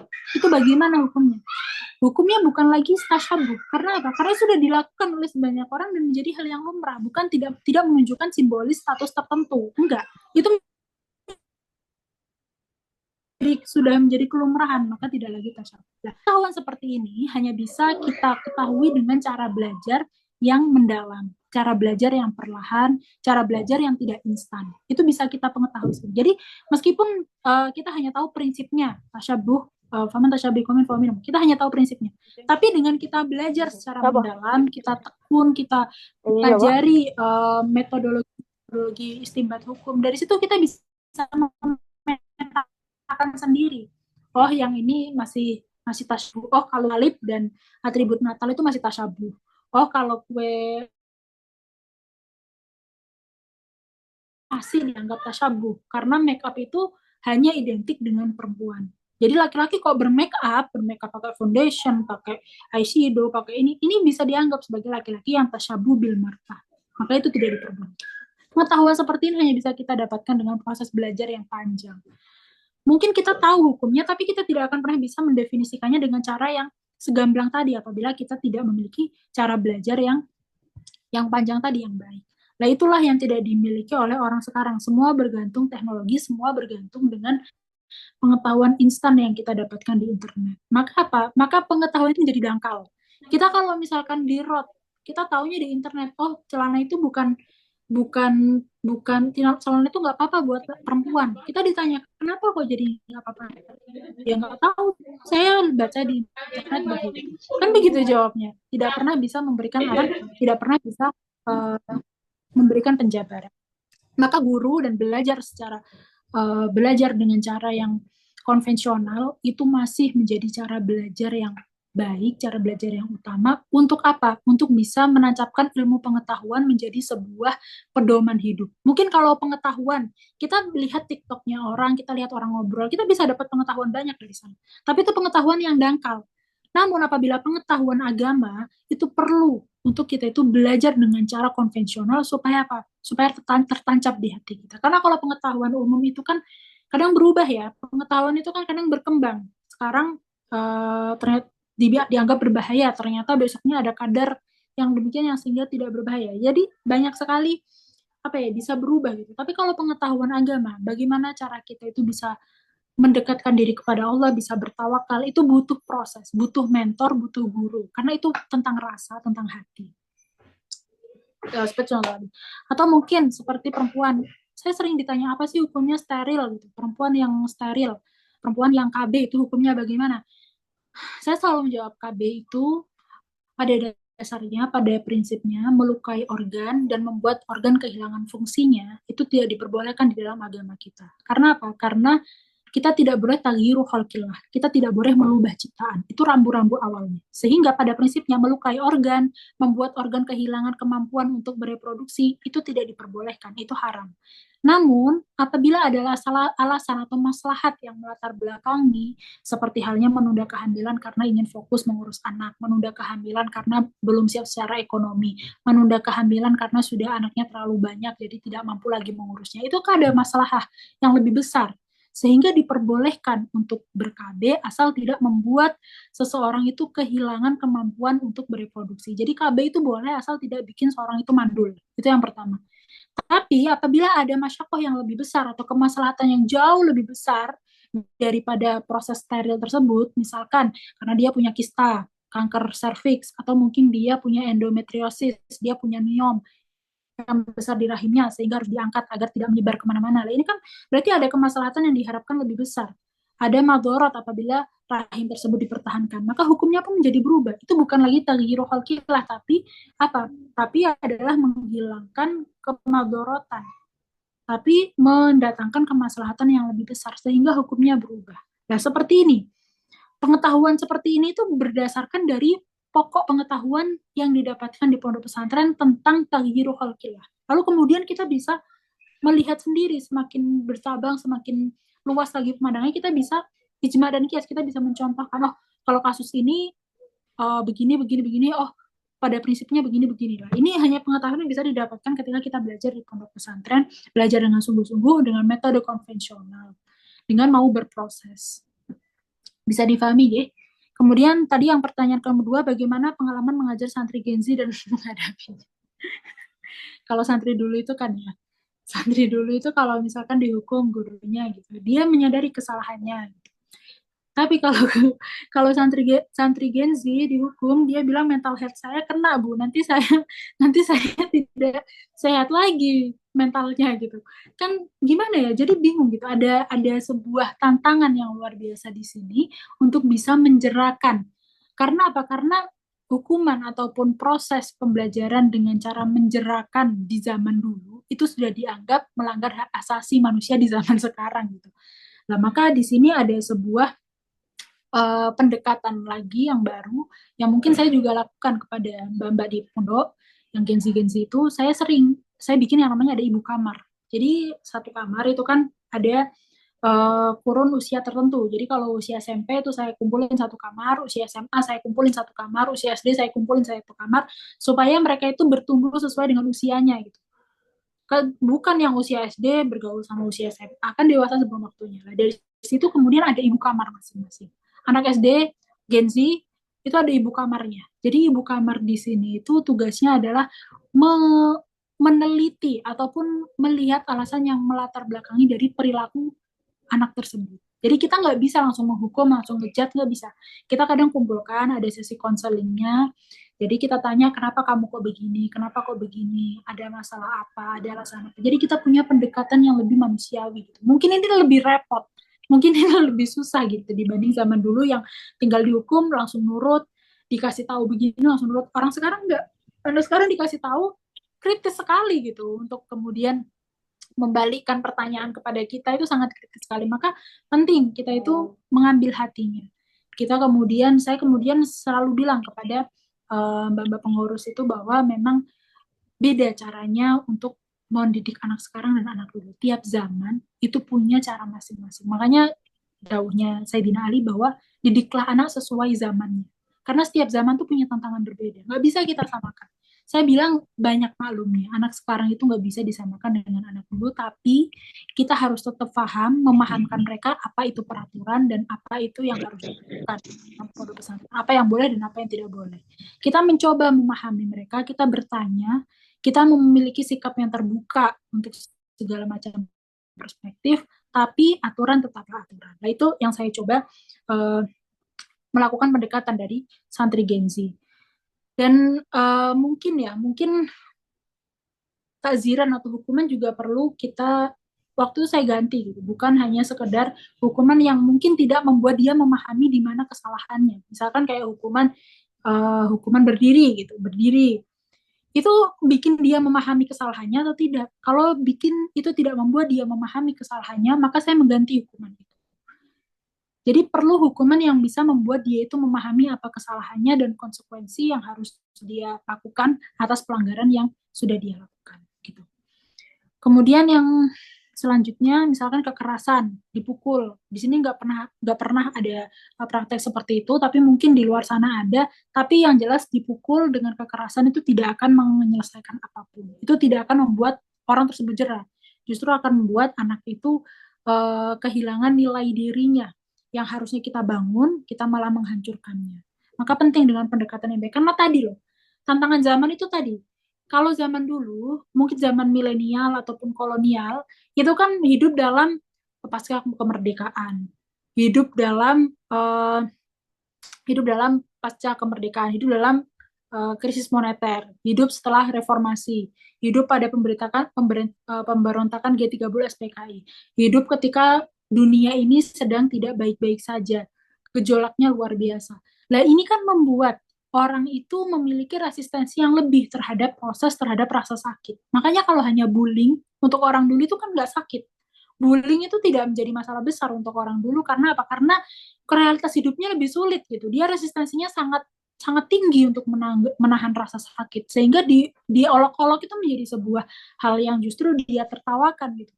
Tapi hari ini beda, bullying itu menjadi masalah serius. Karena apa? Karena kehidupannya sudah sangat dinamis, sudah mudah, realitas hidupnya sudah sangat mudah, sehingga disakiti dengan kekerasan verbal saja itu sudah sangat terasa. Karena resistensinya itu menurun terhadap rasa sakit. Nah, itulah kenapa tantangan Gen Z sekarang itu bisa kenapa Gen Z itu bisa disebut sebagai generasi strawberry gitu, yang indah di luar tapi rapuh di dalam. Bukan karena salah Gen Z-nya, karena memang realitas kehidupan yang mereka hadapi itu berbeda dengan realitas kehidupan yang dihadapi oleh milenial. Kita tidak untuk ngejudge, kita memahami perbedaan kita, kemudian mau saling mengisi.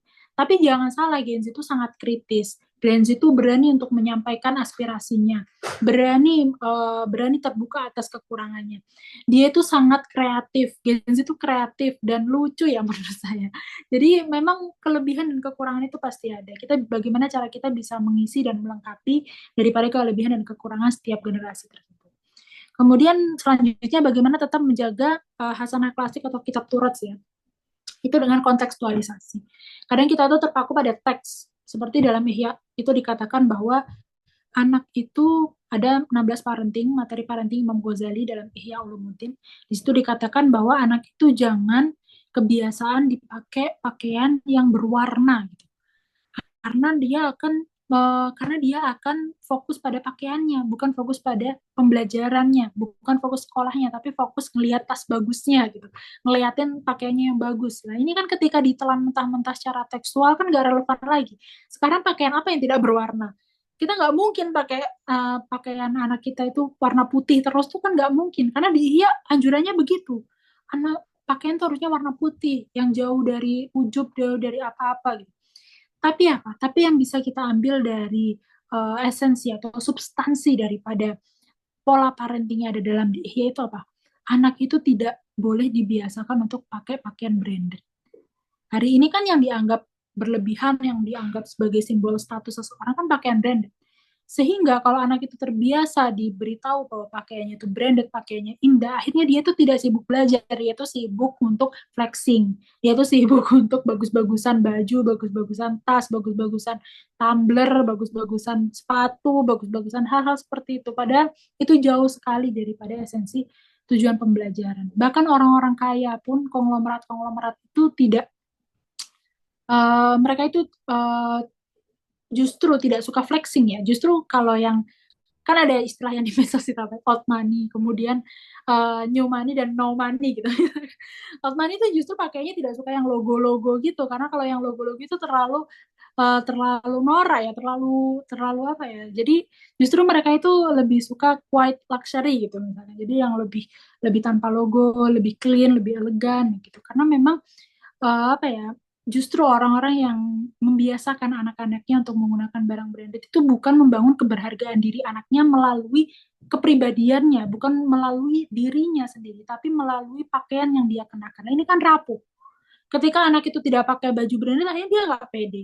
Kepercayaan dirinya diletakkan pada pakaian. Nah, ini kan merupakan sesuatu yang rapuh. Sedangkan kepercayaan diri, nilai diri, harga diri itu harus kita miliki dari dalam. Nah, inilah yang dimaksudkan dalam materi parenting Imam Ghazali, yang mungkin lebih relevan apabila kita pahami secara kontekstual. Jadi tantangannya apa sekarang untuk relevansi kitab kuning adalah kontekstualisasi. Mungkin itu. Oke, baik. Terima kasih, Ning. Terima kasih, Kak Hanifah. Masya Allah, jazakumullah khair. Ya, terima kasih banyak nih Mas. Masya Allah sekali jawabannya sangat masuk ya, sangat dalam sekali. Mungkin saya tanyakan dulu nih Imas, ini masih ada beberapa pertanyaan. Apakah masih mau dilanjut satu pertanyaan lagi atau kita sudahi cukupkan? Boleh. Oh, satu lagi. Saya ambil yang dari kolom chat saja ya. Di sini ada dari Kak Muhaimin. Bagaimana tanggapannya mengenai statement Ponpes itu membuat umat Islam tertinggal? termasuk 3 jenis pengajaran ala pesantren yang disebut tadi dianggap sebagai salah satu penghalang kebebasan berpikir. Mohon tanggapannya, terima kasih. Ya, terima kasih atas pertanyaannya. Kak Muhaimin, begini, saya tuh pernah membaca tentang sebuah tulisan yang berisi kenapa sih negara-negara berkembang dan negara-negara yang mungkin bisa dianggap mayoritas warganya itu hidup dalam menengah ke bawah itu justru lebih religius gitu, justru lebih religius atau spiritual. Karena religius dan spiritual itu kan beda. Kalau religius itu adalah kita orang yang taat beribadah tapi tidak spiritual, tidak bisa memahami esensi ibadah itu sendiri. Sedangkan kalau orang spiritual itu orang yang tasawuf, orang yang memahami esensi daripada ibadah itu sendiri. Kenapa sih kalau orang-orang di negara yang berkembang atau negara mungkin miskin itu kok lebih religius, itu kenapa ya? Berbeda dengan orang-orang negara maju itu kenapa? Ini tuh bukan ternyata jawaban yang saya baca di situ itu bukan berarti agama yang bikin kita itu tidak berkembang. Karena pasti ada narasi, agama itu kan mengajarkan hanya peduli akhirat, dunia, udahlah nggak usah mengejar dunia, apa sih dunia itu cuma sebentar nggak dibawa mati. Itu kan narasi yang selalu digaungkan. Tapi ternyata itu tidak terbukti. Karena apa? Karena justru orang-orang yang ada di negara yang mungkin tidak maju, negara yang bisa dianggap miskin, itu adalah orang-orang yang membutuhkan yang namanya kesejahteraan. Setiap orang itu kan pasti butuh kebahagiaan. Tapi adanya kesenjangan, karena mungkin orang-orang di negara yang maju itu bisa bahagia dengan mencapai kualitas hidup yang baik, dengan fasilitas yang baik, dengan akses yang mudah menuju kebutuhan kesehatan, ataupun pekerjaan apapun itu dengan akses yang mudah, sedangkan orang-orang di negara yang tertinggal itu kesusahan. Tapi mereka itu tetap butuh sesuatu yang membuat mereka itu mampu bertahan hidup, menjalani hidup dengan kebahagiaan. Ternyata jawabannya itu adalah agama. Agama itulah yang menolong kita. Di saat semua harapan kita itu sudah tidak bisa, sudah semua upaya kita mentok, harapan rasanya jauh, impian kita itu kayaknya tidak bisa tergapai lagi, realitas kehidupan kita sangat sulit, ternyata apa yang bikin kita itu bisa bertahan hidup? Yaitu adalah agama. Seperti contoh, menjalani pernikahan itu siapa yang bilang mudah? Pernikahan itu tidak mudah. Tapi pernikahan itu apabila kita fahami sebagai bentuk ibadah kita, sebagai sunnah yang dianjurkan oleh Nabi kita, maka di sini hubungannya itu bukan hanya tentang dua manusia saja, tapi ini pernikahan ini ibadah yang hubungannya dengan Tuhan, hubungannya dengan bagaimana kita itu mengikuti perintah Allah untuk memuliakan pasangan kita, sehingga dengan kita itu melayani suami menyayangi istri, menafkahi istri, itu bukan hanya tentang sifat kemanusiaannya saja, bukan saya itu melayani laki-laki ini, tapi saya melayani perintah Allah, saya itu melayani perintah Tuhan, bahwa Tuhan itu meminta seorang istri untuk menghormati suaminya. Nah ini ada perbedaan di sini. Karena apa? Karena ketika orang itu hanya menggantungkan kebahagiaan itu kepada manusia, menggantungkan semuanya itu kepada manusia, maka bisa dipastikan kita tidak akan bisa mampu stabil menjalani, tidak akan kuat menjalani pernikahan. Karena manusia itu kan naik turun, kadang baik, kadang jelek lah itu. Maka justru agama itu yang menolong kita, bukan penghambat kita. Kenapa kok bisa agama itu dianggap menghambat kemajuan? Itu adalah tentang bagaimana cara kita memahami agama tersebut.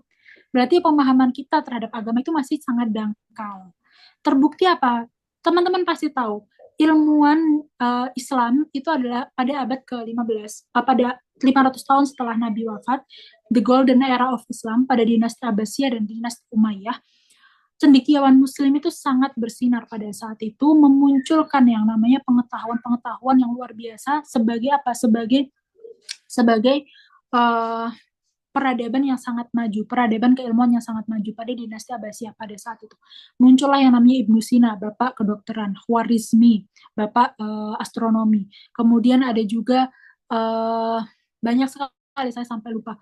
Kemudian banyak sekali ilmuwan-ilmuwan yang di situ, bahkan pada pembandingnya, sebagai pembandingnya, di Eropa sana pada saat Islam itu sedang jaya, karena mengedepankan yang namanya ilmu pengetahuan melalui Al-Quran dan hadis kemudian dikembangkan. Sebagai pembanding, Eropa itu pada saat itu abad ke-9 masih percaya sihir. Eropa itu masih bahkan mereka tidak mandi. Orang-orang Eropa itu mandi, ini karena terinspirasi oleh saudagar Ottoman yang melakukan perjalanan dagang ke Eropa. Kemudian mereka melihat bahwa, oh, orang-orang Ottoman ini, orang-orang Islam ini wangi-wangi ya, orang-orang Islam ini rapi-rapi ya, mereka terinfluence. Makanya menggunakan pakaian yang baik, menggunakan pakaian yang indah, itu bagian dari syiar Islam. Karena itu terbukti juga dilakukan oleh orang-orang Ottoman yang pada saat itu pergi ke Eropa melakukan perjalanan dagang. Pada saat itu kenapa sih orang-orang Eropa itu pakainya kok besar-besar, putri gaunnya besar-besar, itu kan susah ya dipakai setiap hari, dilepas pasang karena memang mereka nggak mandi. Bahkan ada seorang ratu maupun raja yang seumur hidupnya itu hanya mandi 1 atau 2 kali. Padahal di dalam Islam itu sudah mengalami kemajuan yang sangat pesat, bahkan mengenai kebersihan, dikatakan an-nadhafatu min din. Nah, sesungguhnya makanya sangat-sangat tidak berdasar dan tidak relevan ketika dikatakan Islam itu menghambat yang namanya ilmu pengetahuan. Karena konstruksi berpikir seperti itu adalah konstruksi berpikir yang didapatkan dari ketidakberdayaan kita melihat situasi dan kesalahan kita memahami agama itu sendiri. Kita kan sekarang hidup di era kapitalis, di mana Barat berkuasa. Kita secara politik, keputusan politik itu mempengaruhi banyak aspek dalam hidup kita, termasuk dalam cara kita berpikir. Kita tidak pernah melihat, tidak pernah tahu bagaimana gagahnya Ottoman pada saat Islam itu berkuasa. Pada saat itu kita tidak pernah tahu bagaimana gagahnya dinasti Abbasiyah yang memiliki perpustakaan yang luar biasa yang kemudian dihancurkan oleh bangsa Mongol. Kita nggak pernah tahu bagaimana dinasti Umayyah. Kita nggak pernah tahu gitu. Kita hanya hidup ketika ada di negara Indonesia yang mungkin bisa dianggap berkembang. Kemudian dogma yang diberikan oleh agama kita itu lebih kepada tuntunan akhirat dibanding tuntunan maju secara agama. Karena apa? Karena memang pada saat itu mungkin di era penjajahan, disadari atau tidak, mental terjajah itu merupakan sebuah mental yang mungkin bisa membuat seseorang itu bukan hanya terhambat untuk maju ya, jadi juga inferior. Sebagai pembanding, saya Turki, maaf ya saya jadi cerita panjang lebar, tapi semoga ini bisa ditangkap. Padahal saya ceritanya udah kepotong-potong gitu, tidak merasa utuh karena waktu gitu. Tapi begini, pada saat saya ke Turki, apa yang saya temukan di sana? Turki itu kan memiliki bahasa sendiri, Turkce. Mahasiswa di sana itu kesulitan ketika kuliah di Turki. Karena apa? Karena kendala bahasa. Orang Turki itu bahasanya itu susah, bukan bahasa Eropa, bukan bahasa Inggris, tapi bahasa Turki sendiri. Dan mereka itu tidak suka menggunakan bahasa Inggris bahkan dengan mahasiswa internasional. Jadi orang Indonesia pun yang kuliah di Turki itu harus belajar bahasa Turki. Bayangkan, baru belajar bahasa Turki kayak anak TK diberi kurikulum SMA. Kan susah. Kenapa? Kemudian saya bertanya kenapa ya orang Turki, dan orang Turki itu tidak suka yang namanya bahasa-bahasa asing, tidak suka yang namanya bahasa, mereka hanya mau menggunakan bahasa mereka sendiri, resources mereka sendiri, bahkan pada murid internasional. Kenapa saya tanya? Karena orang Turki itu orang yang rasa nasionalismenya sangat tinggi. Mereka itu 3 kali empire tidak pernah dijajah. Yang pertama adalah pada masa Bizantium, kemudian yang pertama Seljuk, kemudian Bizantium, kemudian Ottoman. Mereka ini bangsa yang tidak pernah dijajah. Bahkan ketika Bapak Mustafa Kemal Atatürk pada saat itu mengambil alih membuat Turki bereformasi dari khalifah menjadi Republik Turki yang kemudian menghapuskan yang namanya agama dari negara sehingga menjadi negara sekuler, itu mereka berhasil menjadi negara yang bertahan dan tidak dijajah oleh Eropa. Nah, ini membuat seseorang itu punya nasionalisme yang sangat tinggi terhadap negaranya. Nah, inilah yang kemudian membedakan dengan mental-mental negara-negara yang dijajah. Mental-mental negara dijajah itu coba bayangkan. Apabila seorang anak melihat orang tuanya itu sering didiskriminasi, dipukuli oleh penjajah, diminta hasil kebunnya, diminta yang namanya untuk bekerja rodi, diminta bekerja paksa, didiskriminasi, dipukulin. Nah, ini akan timbul mental inferior dari regenerasi terhadap bangsa yang dijajah tersebut. Nah, itulah yang harus kita perbaiki. Bukan dengan mencari kambing hitam atau menyalahkan, agama nyuruhnya paham tentang akhirat doang, nggak nyuruh maju secara dunia. Padahal itulah yang dibutuhkan pada orang-orang pada saat itu. Masyarakat pada saat itu tuh butuh yang namanya pemahaman agama yang buat mereka itu tetap mampu bertahan hidup dan punya semangat juang. Bahwa dikatakan eh mohon maaf, saya ini habis melahirkan ya, jadi saya tuh 4 bulan baru melahirkan, jadi masih mommy brain, jadi brain fog, masih banyak gray areanya di otaknya. Jadi kadang-kadang itu ngeblank gitu, lupa apa yang saya omongin. Tapi semoga bisa diterima ya. Kadang di kepala itu terlalu cepat, kadang tiba-tiba hilang. Beginilah jadi ibu, makanya surga di telapak kaki ibu ya. Karena kalau di telapak kaki bapak sangat tidak adil sekali. Nah, jadi pada saat itu memang dibutuhkan yang namanya narasi-narasi agama yang bisa membangun bahwa semangat jihad, bahwa semangat membela negara itu merupakan sebuah jihad fisabilillah. Butuh seperti itu. Nanti balasannya bukan di dunia, tapi di akhirat. Butuh narasi-narasi seperti itu untuk membangun semangat juang. Nah, sekarang ini kita paham bahwa narasi yang dibangun itu perlu dogma yang berbeda untuk membangun semangat juang. Tapi masalahnya kita hidup di era kapitalis yang mungkin banyak praktek-praktek ribawi yang justru menghambat kita. Kebanyakan kan dari kita itu ketika melihat fenomena Bitcoin, kripto, kita dibanding menjadi pemain, kita bertanya dulu apa ya hukumnya ini, boleh nggak ya legalitasnya, seperti itu. Ini merupakan sebuah tantangan bagi kita semua. Jadi maksud saya tidak adil ketika kita mengkambing hitamkan agama dalam tanda kutip, padahal agama kayak menyelamatkan hidup sebuah bangsa dari keterpurukan dan bisa memiliki ruh untuk berjuang, punya semangat juang. Kita terbukti loh, kemerdekaan itu bahkan pahlawan Indonesia itu banyak yang latar belakangnya santri, banyak kiai yang turut terjun untuk memperjuangkan kemerdekaan. Dengan apa sih? Mereka itu apa sih dogmanya? Mereka itu apa sih ruh yang semangat apa sih yang ditiupkan kepada masyarakat dengan saat itu semangat jihad untuk membela negara, untuk membela yang namanya kemerdekaan bangsa. Jadi tidak adil ketika dikatakan seperti itu, tapi memang yang perlu kita perbaiki adalah dogma dan juga narasi yang kita sampaikan kepada umat tentang agama itu sendiri. Bukan hanya akhirat saja, bukan dalam artian, mohon maaf, tanda kutip, bilang sudah tidak usah mikirin dunia, sudah tidak usah mikirin dunia, hidup itu hanya untuk akhirat. Tapi yang ceramah misalkan naik Alphard, misalkan begitu. Misalkan begitu. Ini kan kayak, padahal ini dua hal yang berbeda gitu, dua hal yang berbeda. Bahwa orang itu pasti butuh yang namanya statement. Karena begini, ulama itu ada yang zuhud dalam artian itu beliau itu tidak mau dunia, dalam artian sangat sederhana, tapi ada juga yang zuhud dalam artian bukan simbolisnya, bukan kulitnya, namun hatinya. Karena apa? Karena menurut Imam Hasan Basri bahwa ilmu itu sesuatu yang berharga. Jadi orang itu kalau berilmu butuh statement agar melihat kebesaran ilmu. Kenapa pada saat itu Syekh Hasan Basri menggunakan pakaian sutra bermata luar biasa?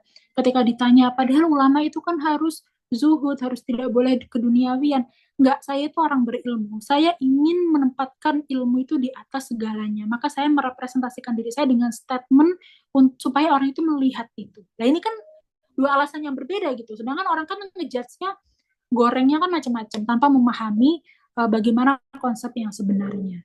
Jadi mungkin yang bisa kita narasikan atau dogma baru yang mungkin relevan terhadap zaman sekarang itu adalah bagaimana caranya agama itu menjadi agama itu diceritakan masa kejayaannya, bagaimana dulu itu perjuangan panglima pendekar-pendekar Islam untuk menaklukkan Konstantinopel misalkan, yaitu Salahuddin Al-Ayyubi, bagaimana Salahuddin Al-Ayyubi menaklukkan Baitul Maqdis, bagaimana Al-Fatih pada usia 22 tahun bisa menaklukkan gerbang Konstantinopel. Nah, ini narasi-narasi seperti itu yang harus mulai kita bangun menjadi dogma baru terhadap agama kita untuk menaikkan semangat juang umat beragama itu sendiri. Mungkin itu ya, semoga bisa difahami. Kurang lebihnya mohon maaf. Assalamualaikum warahmatullahi wabarakatuh. Waalaikumsalam warahmatullahi wabarakatuh. Alhamdulillah. Terima kasih banyak nih Mas. Tadi sudah banyak sekali menyampaikan tentang kitab ta'lim, tentang bagaimana cara menuntut ilmu, ada seorang guru dan juga seorang santri. Juga tadi sudah banyak sekali menjawab pertanyaan-pertanyaan dari para peserta yang hadir di Zoom kita malam hari ini. Namun teman-teman mohon maaf karena kita keterbatasan waktu, jadi belum bisa menjawab semua pertanyaan dari teman-teman. Mungkin insya Allah di lain kesempatan pertanyaan-pertanyaan dari teman-teman semua bisa dijawab. Oke, saya mengingatkan sekali lagi, di sini kita ada dua buku kitab Ta'limu Ta'alim. Yang pertama eh, untuk penanya terbaik, kemudian yang kedua bagi teman-teman yang meng-share hasil dari webinar ini di story Instagram dengan tag akun Turos_Pustaka. Dan juga kita ada diskon sebanyak 25% untuk kitab Ta'limut Ta'alim, spesial malam ini dan spesial untuk teman-teman peserta musyawarah buku. Untuk link pembeliannya ada di kolom chat.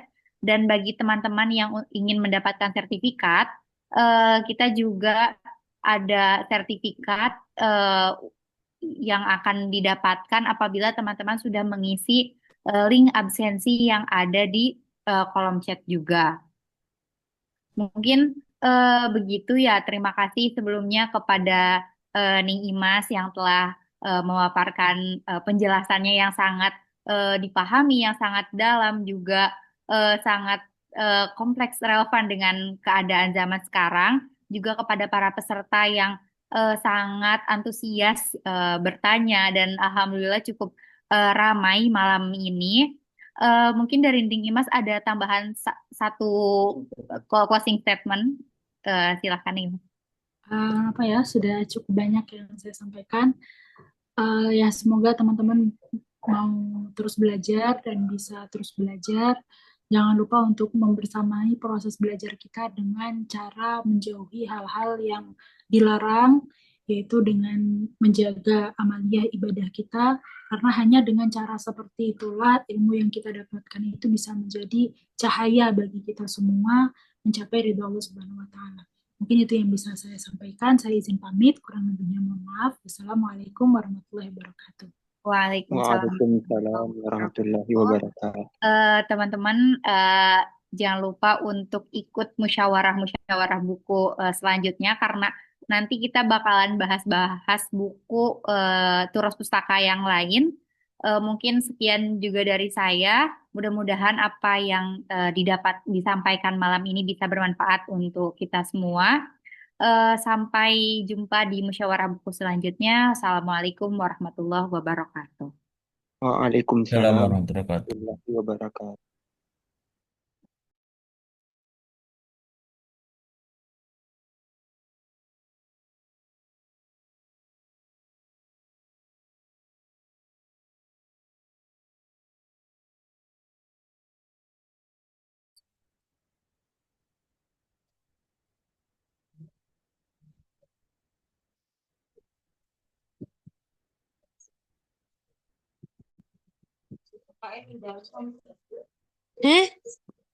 Bapak Mbak ini dah kayak kapan?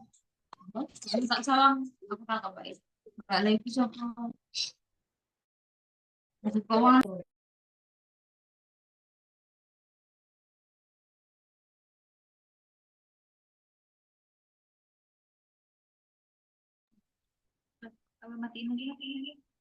Udah.